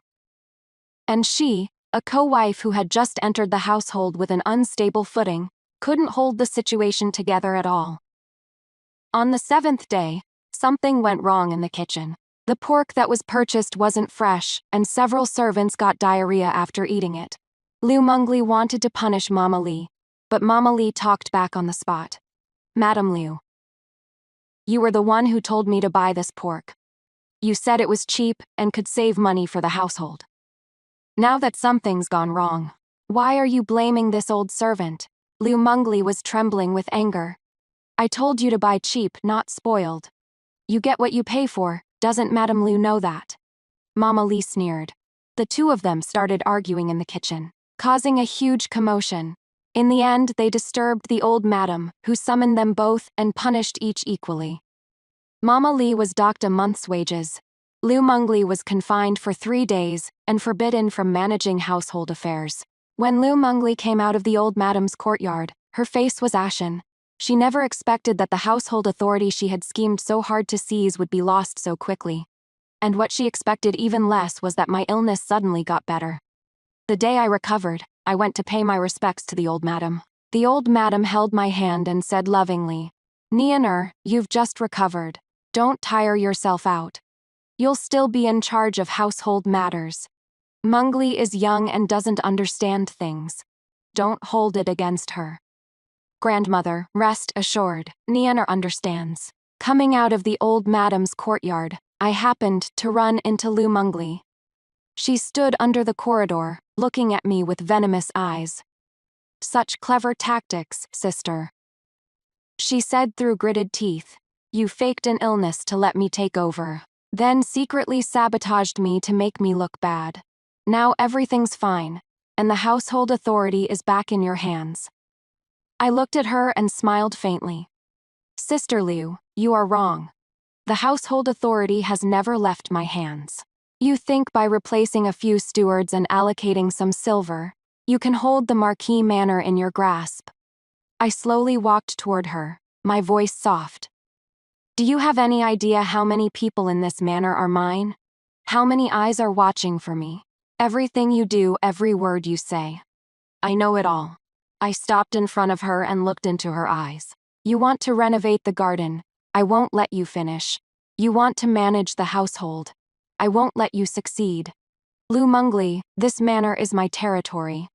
As long as you are here, you play by my rules. After saying that, I turned and left. After a few steps, I looked back and added one more thing. I dumped that bowl of medicine you sent. Next time you want to poison someone, remember to add sugar. It was too bitter. I really couldn't drink it. Lu Mengli stood there, her face pale as a ghost.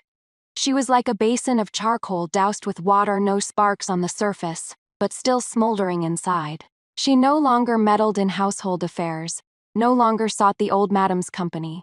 She just stayed in her own courtyard each day, occasionally visiting Yan Chengxi's study, always quiet and still.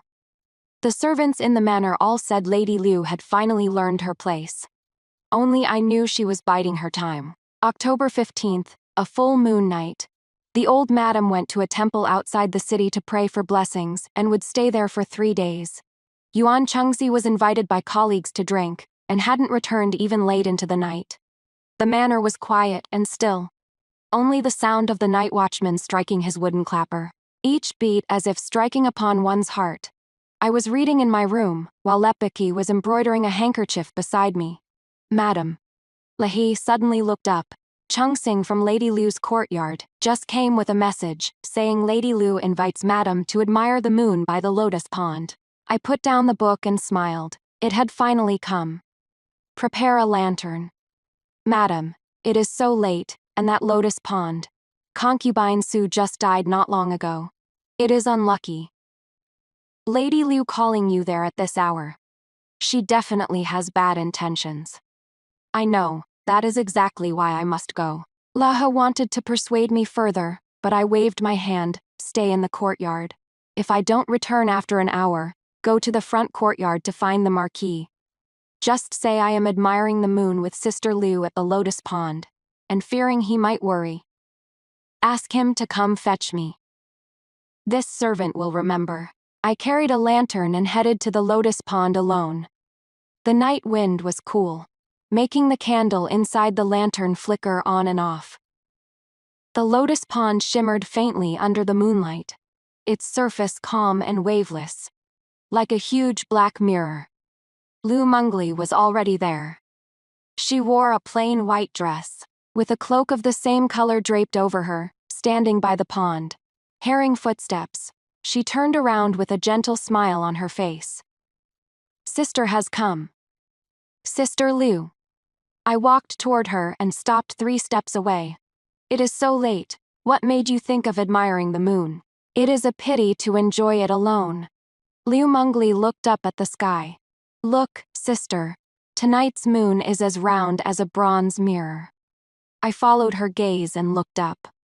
The moon was indeed very round and very bright. Bright enough to see every leaf by the pond, every stone. And the faint scratch Su Yunhee left on the stone when she fell into the water, it was almost covered by moss now. Sister, Lu Mengli suddenly spoke. Her voice soft. Did Sister Yunhee really slip and fall into the water? Here it comes. I turned to look at her and said calmly, that is what the authorities said. Do you believe it, sister? Of course. I nodded. We should naturally believe what the authorities say. Lu Mengli laughed, and that laughter sounded particularly jarring in the quiet night. Sister, you really are. As naive as ever. She took 2 steps forward, approaching the edge of the pond, and looked down at the water. This pond doesn't look deep. How did someone drown in it? I didn't respond. I've asked around. The night Su Yunhee died, Sister brought her pastries. The pastries were made by Sister's own hands and delivered by Sister personally. After eating the pastries, Su Yunhee dismissed all the maids, saying she wanted some time alone. She turned around to look at me, the moonlight casting a deathly pale glow on her face. And then she slipped and fell into the water. I met her gaze, my expression unchanged. What are you trying to say, Sister Liu? I wanted to say. Liu Mengli took a step forward, getting closer to me, close enough that I could almost smell the rich incense on her. Elder sister has such clever tricks. Killing without spilling blood and leaving no trace for the authorities to find. Sister Liu, watch your words. You shouldn't say such things carelessly. Carelessly, Liu Mengli sneered coldly. Shen Nian, it is just the two of us here. What are you still pretending for? She suddenly reached out and grabbed my wrist. I know you did it. She stared into my eyes, enunciating every word. Su Yunhee was in your way. So you killed her. Now I am in your way too. Are you going to kill me as well? I didn't struggle free. Just looked at her. Sister Liu. What way of mine are you blocking? The Marquise's heart. Liu Mengli's voice rose sharply. The Marquis only has me in his heart, as long as I am here. You'll forever be nothing but a legitimate wife in name only. Shen Nian, are you content with that? It has been 3 years, how many times has the Marquis touched you? Does he have you in his heart at all? The more she spoke, the more agitated she became, her grip growing stronger and stronger, her nails nearly digging into my flesh. I lowered my head to look at her hand, then slowly raised my eyes. Liu Mengli, you are hurting me. My voice was very calm, so calm that Liu Mengli was stunned for a moment. She instinctively loosened her grip a little but didn't let go. Liu Mengli, I continued, my voice soft, as if speaking of something trivial. Do you know? My mother always said I was dim-witted, that I couldn't understand what people say. Liu Mengli furrowed her brows, not understanding why I suddenly said this. So when I listen to people, I only take their words at face value. You said the Marquis only has you in his heart. I believed it.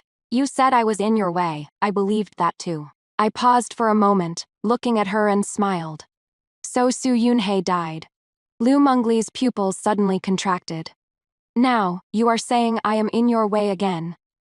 I took a step forward, forcing her back half a step, her heels almost touching the moss by the pool's edge. Tell me, Liu Mengli, what should I do? Liu Mengli's face went deathly pale, her lips trembling. You wouldn't dare. What wouldn't I dare? My smile looked somewhat eerie under the moonlight. After all, Su Yunhee slipped and fell into the water. And you could slip and fall too. The lotus pond isn't deep, not enough to drown anyone. But if your head hit a rock and you passed out then fell into the water. That is a different story. I spoke lightly, as if discussing tonight's moonlight. Liu Mengli completely panicked. She violently shook off my hand, retreating again and again, but forgot the lotus pond was right behind her. Her foot slipped as she stepped on the moss, her whole body tilting backward. I grabbed her wrist. She hung at the pool's edge, half her body already leaning out, only kept from falling by my grip. The water's surface was less than a foot from her face. She could see her own reflection in the water. Help, help me. Her voice trembled, her other hand flailing wildly, trying to grab onto something. I didn't pull her up, nor did I let go. I just held on like that, watching her terrified face. Liu Mengli, you just said that the Marquis only has you in his heart. Yes. Then what if you died too? How long would the Marquis remember you? A month? A year? Or like Su Yunhee, eager to marry someone new after just half a month? Liu Mengli's tears fell, mixing into the pond water. Sister, I was wrong. I shouldn't have fought with you. I shouldn't have. She spoke incoherently. Pull me up. I'll do whatever you say. I won't fight anymore. I really won't fight anymore. I quietly watched her for a long time. Then I pulled her up. Liu Mengli collapsed on the ground, most of her body soaked. She hugged her knees, trembling, looking at me as if I were a demon. I squatted down to meet her eyes. Liu Mengli, listen carefully. The position of the Marquise's wife is mine. The Marquise's heart, you can take it if you want. But I am the one who calls the shots in this manner. If you behave yourself as Madame Liu, I can tolerate you. But if you scheme again, I reached out and smoothed the wet hair on her forehead. Remember what the water of this lotus pond tastes like. Lu Mengli shuddered all over, tears surging even harder, yet she didn't dare cry out loud. I stood up and patted the non-existent dust off my hands. The night's getting cold. Sister Liu should go back and rest early. With that, I turned and left. After a few steps, Lu Mengli's suppressed sobbing came from behind me. I didn't look back. A terrified mouse wouldn't dare to bite recklessly. Hopefully she has really learned her lesson. Carrying the lantern back to the courtyard, Ella T was anxiously waiting at the door, and breathed a sigh of relief when she saw me return. "Madam, are you all right?" "I am fine." I handed the lantern to her. Sister Liu slipped and almost fell into the pond. I pulled her back. Eb widened her eyes. "She didn't do anything to you, did she?" "She wouldn't dare." I walked into the room and poured a cup of hot tea to warm my hands. At least not now. "Then in the future. We'll talk about that later." I took a sip of tea and looked out the window. The moon had tilted westward. Dawn was approaching. Lu Mengli would probably have nightmares tonight. Good. People need to fear something to know their limits. Suddenly, I recalled what Lu Mengli had said earlier. She said Yuan Chengxi only had her in his heart. How laughable. How could someone like Yuan Chengxi possibly have a heart? All he has is possessiveness, vanity, and novelty. Today it is you. Tomorrow it could be someone else. That night, Lu Mengli fell ill again. Supposedly she caught a cold and was too sick to get out of bed. Chengxing went to the kitchen every day to fetch medicine, walking with her head lowered and avoiding anyone she saw, like someone with a guilty conscience. Yuan Chengsui went to see her once. When he came back, he said, "Mengli looks awful, and she speaks without energy."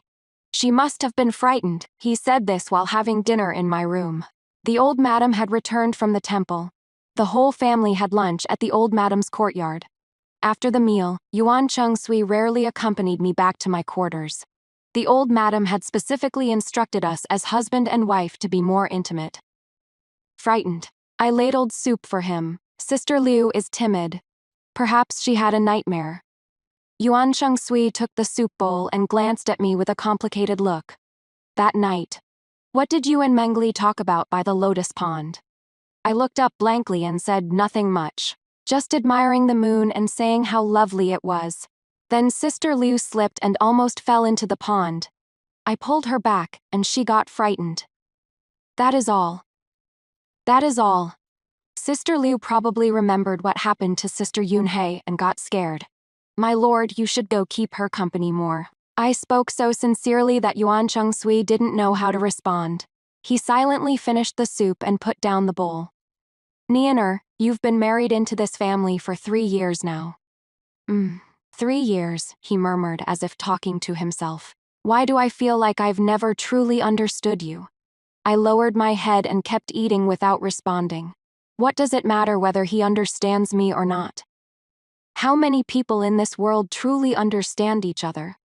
My father doesn't understand why my mother always cries. My mother doesn't understand why I am not sharp. Yuan Chengxi doesn't understand why I could endure for 3 years. I don't understand them either. Why do they always have to make simple things so complicated? Keep what you like. Get rid of what you don't. Remove what gets in the way. How simple. "My lord," I put down my chopsticks and looked up at him. "If you are worried about Sister Liu, just go see her. I am fine here." Yuan Chengxi looked at me for a long while, then finally stood up. "All right." He left. He came in to clear the dishes and said softly, "The Lord was supposed to stay here tonight. It is the same wherever he stays."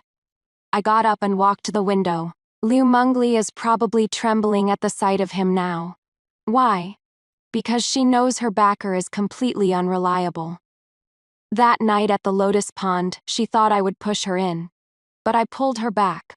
She knows I can kill her, and I can save her. Her life is in my hands. That feeling is worse than death for her. Lucy seemed to half understand. I didn't explain further. Some things don't need to be understood. You just need to know the outcome. Lu Mengli ended up being sick for half a month. During this half-month, the manor was calm and peaceful. The old madam relied on me more and more, leaving all household affairs to me. She even gave me a key to her own private treasury. Yuan Chengxi was also much more polite to me, no longer as indifferent as before. He would occasionally come to my courtyard to sit for a bit and chat. Although it is all just trivial small talk, it is better than nothing. The servants are even more obedient. No one dares to comply in public while defying in private anymore. Everything is going well. Su Yunhei's case was finally closed after all. Constable Zhao came to the manor personally to report back, and in front of the old madam, Yuan Chengxi. And me he spoke without a single flaw. The scene investigation found no signs of struggle, the body had no external injuries and no drug residue in the stomach. The lotus pond is 4 chi deep, chest height for an average person standing. But if drunk or dizzy, slipping and drowning is indeed possible. It is ruled as accidental drowning from slipping into the water. The old madam let out a sigh of relief and murmured a prayer to Buddha. Yuan Chengxi's expression was ugly, but he said nothing. I stood up and gave Constable Zhao a curtsy. You've worked hard. Constable Zhao. Constable Zhao glanced at me, his gaze deepening, and cupped his hands. Madam is too kind. It is just my duty. After seeing Constable Zhao off, the old madam held my hand and said, "This is good now, the case is closed, and the manor can finally have some peace." "Yes, grandmother, rest assured." But Yuan Chengxi suddenly spoke up. "Grandmother, I think we should just fill in that lotus pond." The old madam was taken aback. "Fill it in, why?" "It is unlucky." Yuan Chengxi's voice was low. "Yunhei died there. And Mengli almost fell in too. That pond is cursed." The old madam hesitated and looked at me. "Nianar, what do you think?" "What the Marquis says makes sense. However, that lotus pond was built by the late Marquis back in the day, and it would be a pity to fill it in. Why not invite eminent monks to perform a ritual to guide the departed souls to rest? Then erect a stone guardian by the pond to ward off evil spirits. That should do it." The old madam nodded repeatedly. "That is a good idea. It preserves our dignity and puts everyone's minds at ease." Yuan Chengxi wanted to say something more, but after glancing at me, he ultimately kept his mouth shut. The ritual was set for 3 days later. They invited eminent monks from Longquan Temple outside the city. 7 or 8 of them came, set up their formation by the lotus pond, chanting sutras and prayers, banging and clanging away for an entire day. All the servants in the manor went to watch the spectacle. I went too, standing far away outside the crowd, quietly watching. The monks wore their kasayas with eyes closed, chanting sutras, incense smoke swirling around them. The pond water shimmered under the sunlight. More than half the lotus leaves had withered, with a few remaining leaves floating on the surface. It did look rather desolate. Amitabha. An old monk walked up to me, palms pressed together. "Benefactress, the resentment of the departed soul in the pond has not yet dissipated. You must perform more good deeds and accumulate merit to resolve it." I looked at him and asked seriously, "Master, why hasn't the departed soul's resentment dissipated? Did they die unjustly?" The old monk didn't expect me to ask this and paused before saying, "All beings suffer, and attachments are hard to let go. Whether it was unjust or not no longer matters. What matters is that the living find peace and the dead rest in peace." I nodded. Master is right. Peace of mind. But how can I find peace of mind?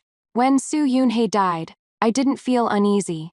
When Liu Mengli was scared out of her wits, I didn't feel uneasy either. The only time I felt uneasy was when I was 7, seeing father lying in bed after falling off his horse. Back then I asked mother, "Will father die?"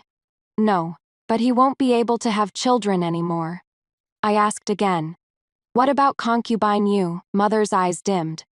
"She was sent to the manor." I didn't understand back then, but now I do. Concubine Yu was father's favorite, but she fell out of favor after he fell from the horse. Because she brought bad luck to her husband. Because she caused father to lose his ability to have heirs. But wasn't that an accident? It was I who fed the horse stimulating herbs. The horse got spooked, and that is why father fell. So concubine Yu's tragedy was caused by me. I felt uneasy about it for a while, but later I figured it out. If concubine Yu hadn't entered our household, mother wouldn't have cried. If father hadn't taken a concubine, I wouldn't have fed the horse that grass. If everything in this world followed the rules, there wouldn't be accidents. So the fault isn't mine. It is the rules. In this mansion, in this capital city, in this world, in those convoluted, hypocritical, cutthroat rules. I don't understand those rules. So I play by my own rules. My rules are simple. Whoever makes me suffer, I make them suffer more. After the ritual was done, a blue stone tablet was erected by the lotus pond, with 3 large characters carved on it, Shigan Dang. It is said to ward off evil and drive away ghosts, protecting the peace of the area. The servants dared to approach the lotus pond after that, even daring to wash clothes and gossip by the poolside. This Shigan Dang really works. Even the pond water doesn't feel eerie anymore. Of course, it was blessed by a high monk. What a pity about concubine Su so young. As they talked, they suddenly saw me walking over and immediately fell silent and lowered their heads to work. I walked to the stone tablet and reached out to touch it.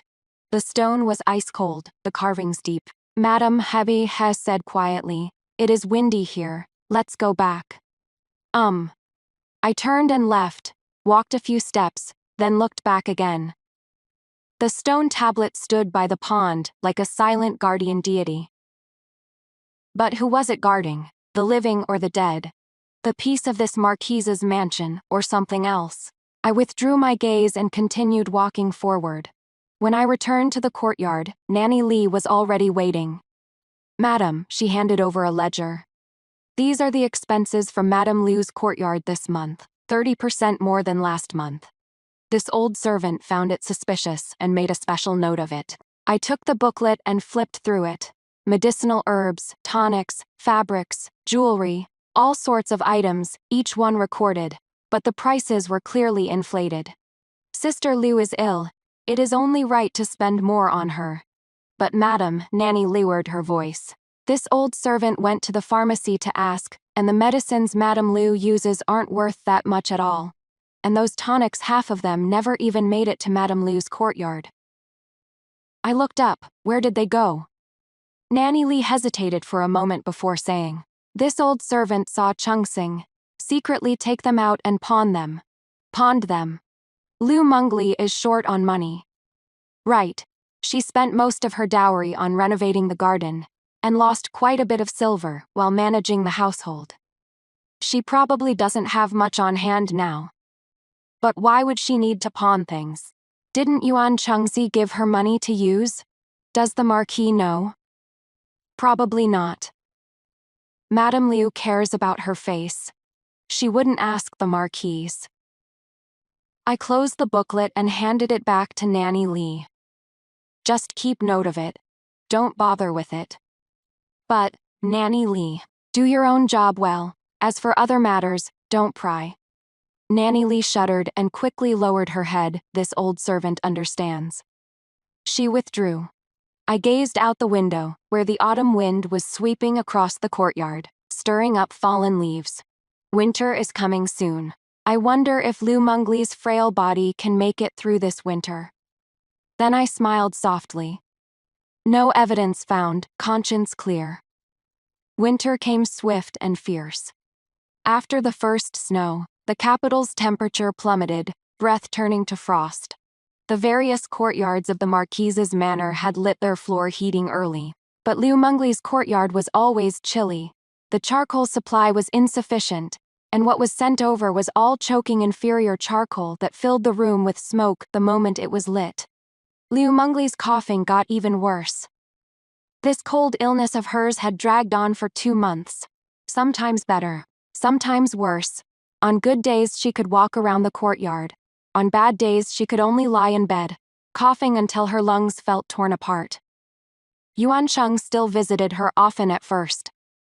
Later, seeing her sickly and haggard appearance, he gradually came less. Men, indeed, always like fresh and radiant things. aunts touched by illness. They find it unlucky. Liu Mengli probably understood this too, so she desperately wanted to get better. She had Chongqing fetch good doctors and get good medicine. But when the medicine was brewed and brought to her, she always refused to drink it. Perhaps it was because of what happened by the lotus pond that night that left her with a shadow over things she put in her mouth. Without taking medicine, the illness healed slowly. With the illness not improving, Yuan Chengxi was even less inclined to come. A vicious cycle, this day. I went to the old madam's courtyard to pay respects, and when I came out, I happened to see Chongqing wiping tears under the corridor. What is wrong? Chongqing saw me, trembled with fright, and hurriedly wiped her tears. And nothing. Sister Liu's illness still hasn't gotten better? I stepped closer. I have some fine chuanbei at my place. I'll have someone send it over later. Madam, Chongqing suddenly knelt down and kowtowed, please save my mistress. If she continues like this, I am afraid she won't make it. I reached out to help her up, stand up and talk. What is wrong with Sister Liu? Chongqing cried. Madam refuses to drink her medicine, saying it is too bitter, but this servant knows she is scared. Ever since that night when she came back from the lotus pond, she has been paranoid, always feeling like someone's trying to harm her. She won't eat properly, can't sleep well. She is wasted away to nothing but skin and bones. I sighed. A troubled mind needs a remedy for the heart. Sister Liu is just scaring herself.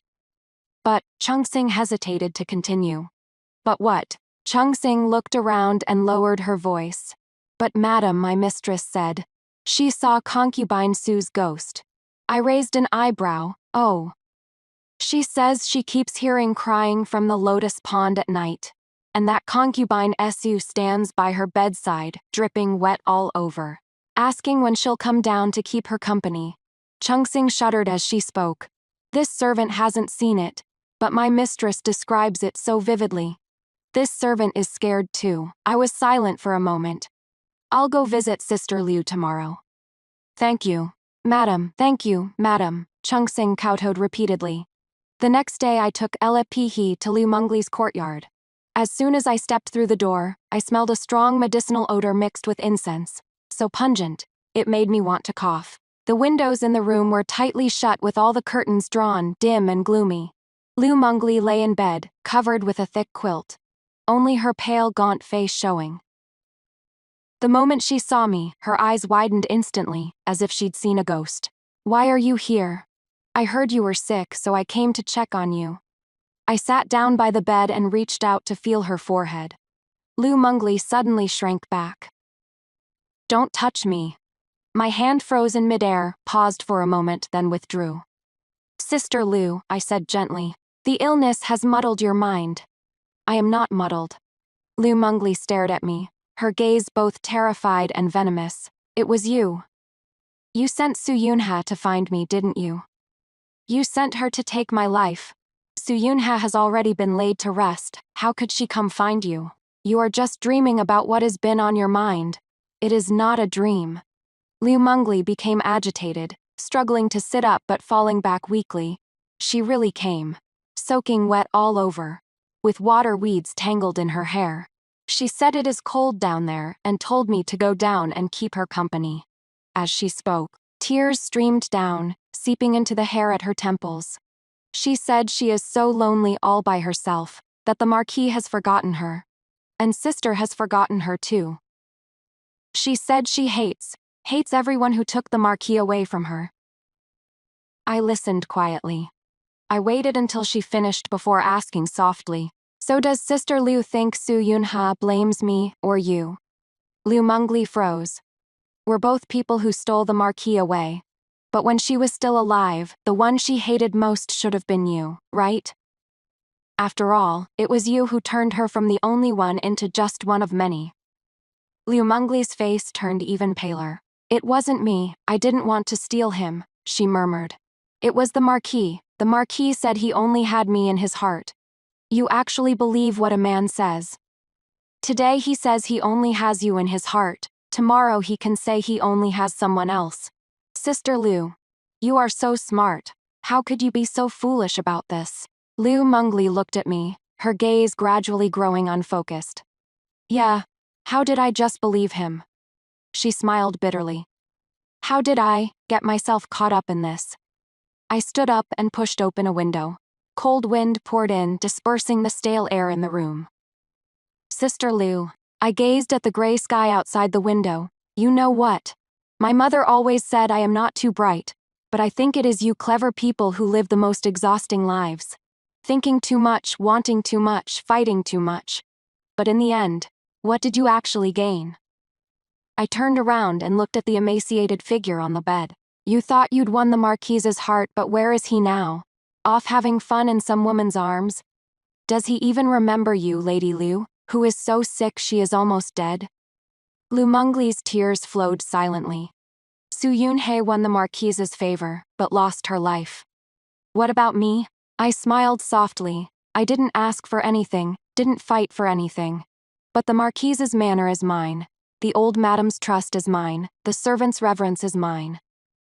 I walked back to the bedside and leaned down, looking into her eyes. Tell me, which of us three is smarter? Liu Mengli opened her mouth but couldn't speak. Rest well and recover. I straightened up. Winter is still long. You need to stay alive to see what spring looks like. With that, I left with Eli He. After leaving the courtyard, Eli He whispered, Madam, will Madam Liu really see ghosts? When there are ghosts in your heart, you'll naturally see them everywhere.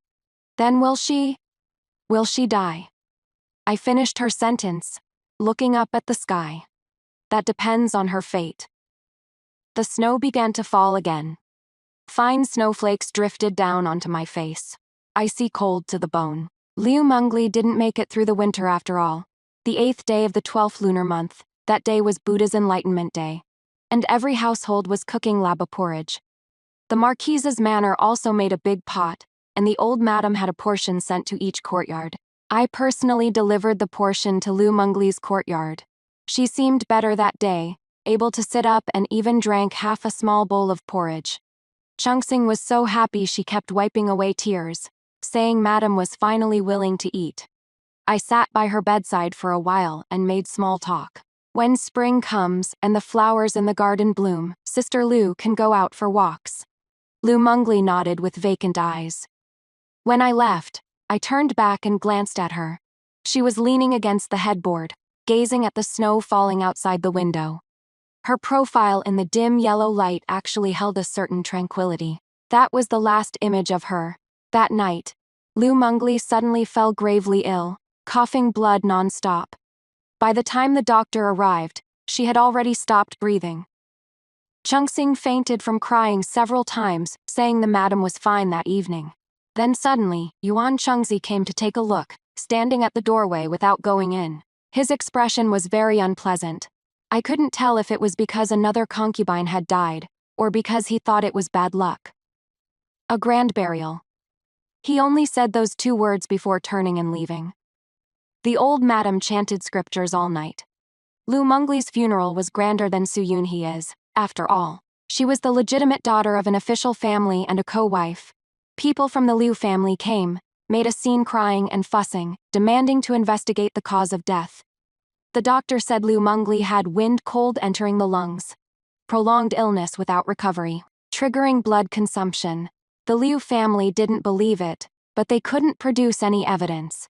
In the end, it could only be dropped. On the day Liu Mengli's coffin was carried out of the manor, it snowed again. I stood under the corridor, watching the funeral procession gradually fade into the distance. Ellie draped a cloak over me and said softly, Madam, let's go back inside. It is cold out here. I didn't move. I watched for a long time until the procession disappeared around the street corner. I suddenly spoke. Who do you think will be next? Liu Hie's body trembled, and she didn't dare respond. I smiled and turned back into the room. After Liu Mengli's death, the Marquise's mansion became completely quiet. Yuan Chengxi became taciturn, often sitting alone in the study for an entire day. The old madam also grew much more haggard, spending even longer chanting Buddhist sutras each day.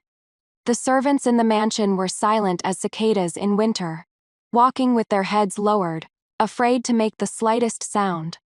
This quiet lasted until the beginning of spring. In March, the peach blossoms bloomed. Yuan Chengxi suddenly said he wanted to take a concubine.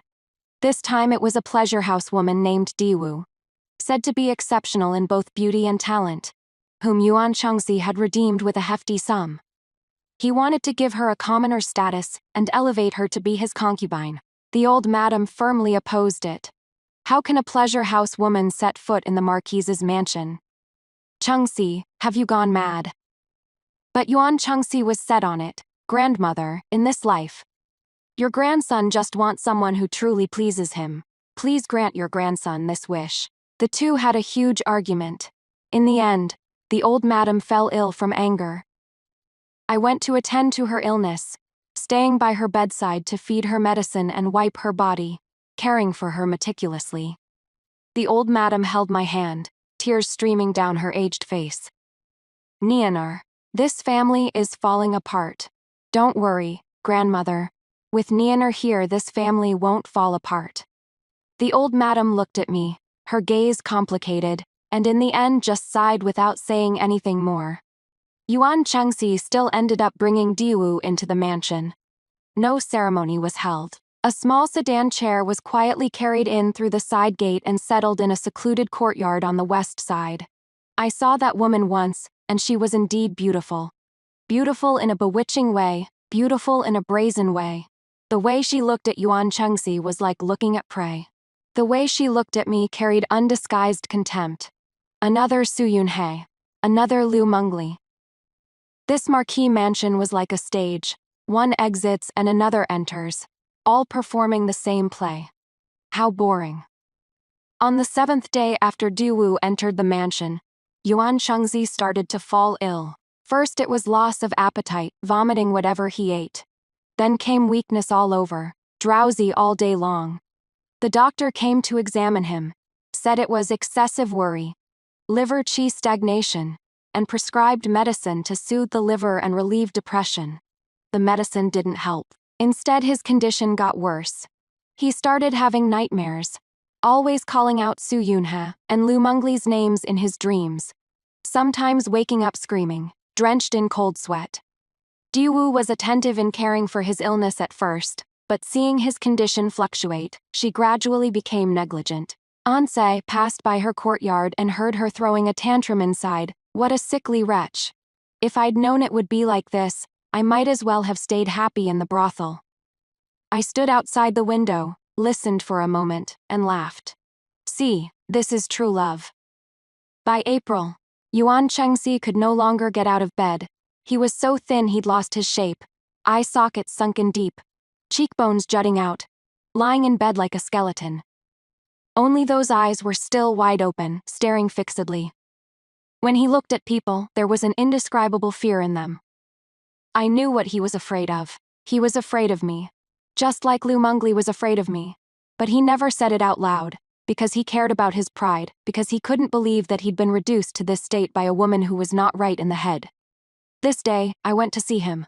The smell of medicine in the room was so strong it was choking. Diwu wasn't there, only a young servant was dozing off. I waved for him to leave, and walked to the bedside alone. Yuan Chengxi's eyes suddenly widened when he saw me. His throat making sounds, wanting to speak but unable to. I sat down by the bed and quietly watched him. Husband, do you still remember what you said when you married me? He stared at me fixedly. You said marrying me was out of necessity. I smiled slightly, actually. Same for me. Marrying you was forced by my parents. But thinking about it now, marrying you wasn't so bad after all. I reached out and tucked in the corners of his blanket. At least it made me understand many things. For instance, a man's heart is the most unreliable thing. For instance, this marquis manor looks glamorous on the outside. But inside it has long been rotten through. And for instance, I leaned close to him, my voice very low. Killing someone is actually very simple. You just need to make others think it was an accident. Yuan Chengxi's pupils suddenly contracted. Su Yunhee slipped and fell into the water. Liu Mengli died of a prolonged illness. And you, my husband. What will yours be? Looking at his terrified face with a faint smile. Don't worry. I won't let you die that quickly. I want you to live. Live to feel the fear every single day. Live to remember what you've done. Live to regret. Regret marrying me. Regret bringing those women through the door. Regret underestimating me. I stood up to leave. Wait. Wait. Yan Chengsui suddenly let out a hoarse voice. I turned back. He mustered all his strength, raising a trembling hand to point at me. What do you really want? I looked at him, looked for a long time, then said softly. I want peace and quiet. This Marquis Manor was too noisy, so I sent all the noisy people away. Now, it is finally quiet. Yuan Chengsui lay on the bed, eyes wide open staring at the canopy above. Tears slid down from the corners of his eyes, mixing into his hair at the temples. He was crying. For whom? For Su Yunhai? For Liu Mengli? Or for himself? I didn't know, and I didn't want to know. I pulled open the door and walked out. On the 7th day of the 5th month, Yuan Chengsui passed away from illness. The doctor said the cause of death was melancholy knotted in the heart, excessive exhaustion, the lamp burning out of oil. The old madam fainted from crying 3 times, but still forced herself to hold the funeral. The coffin rested in the mourning hall. Mourners came and went, saying the same old words of comfort. I knelt before the altar in plain white mourning clothes, crying until I fainted several times. Everyone said, the Marchioness of Yongchang is deeply devoted. What a pity the Marquis died so young. A pity? I don't think so.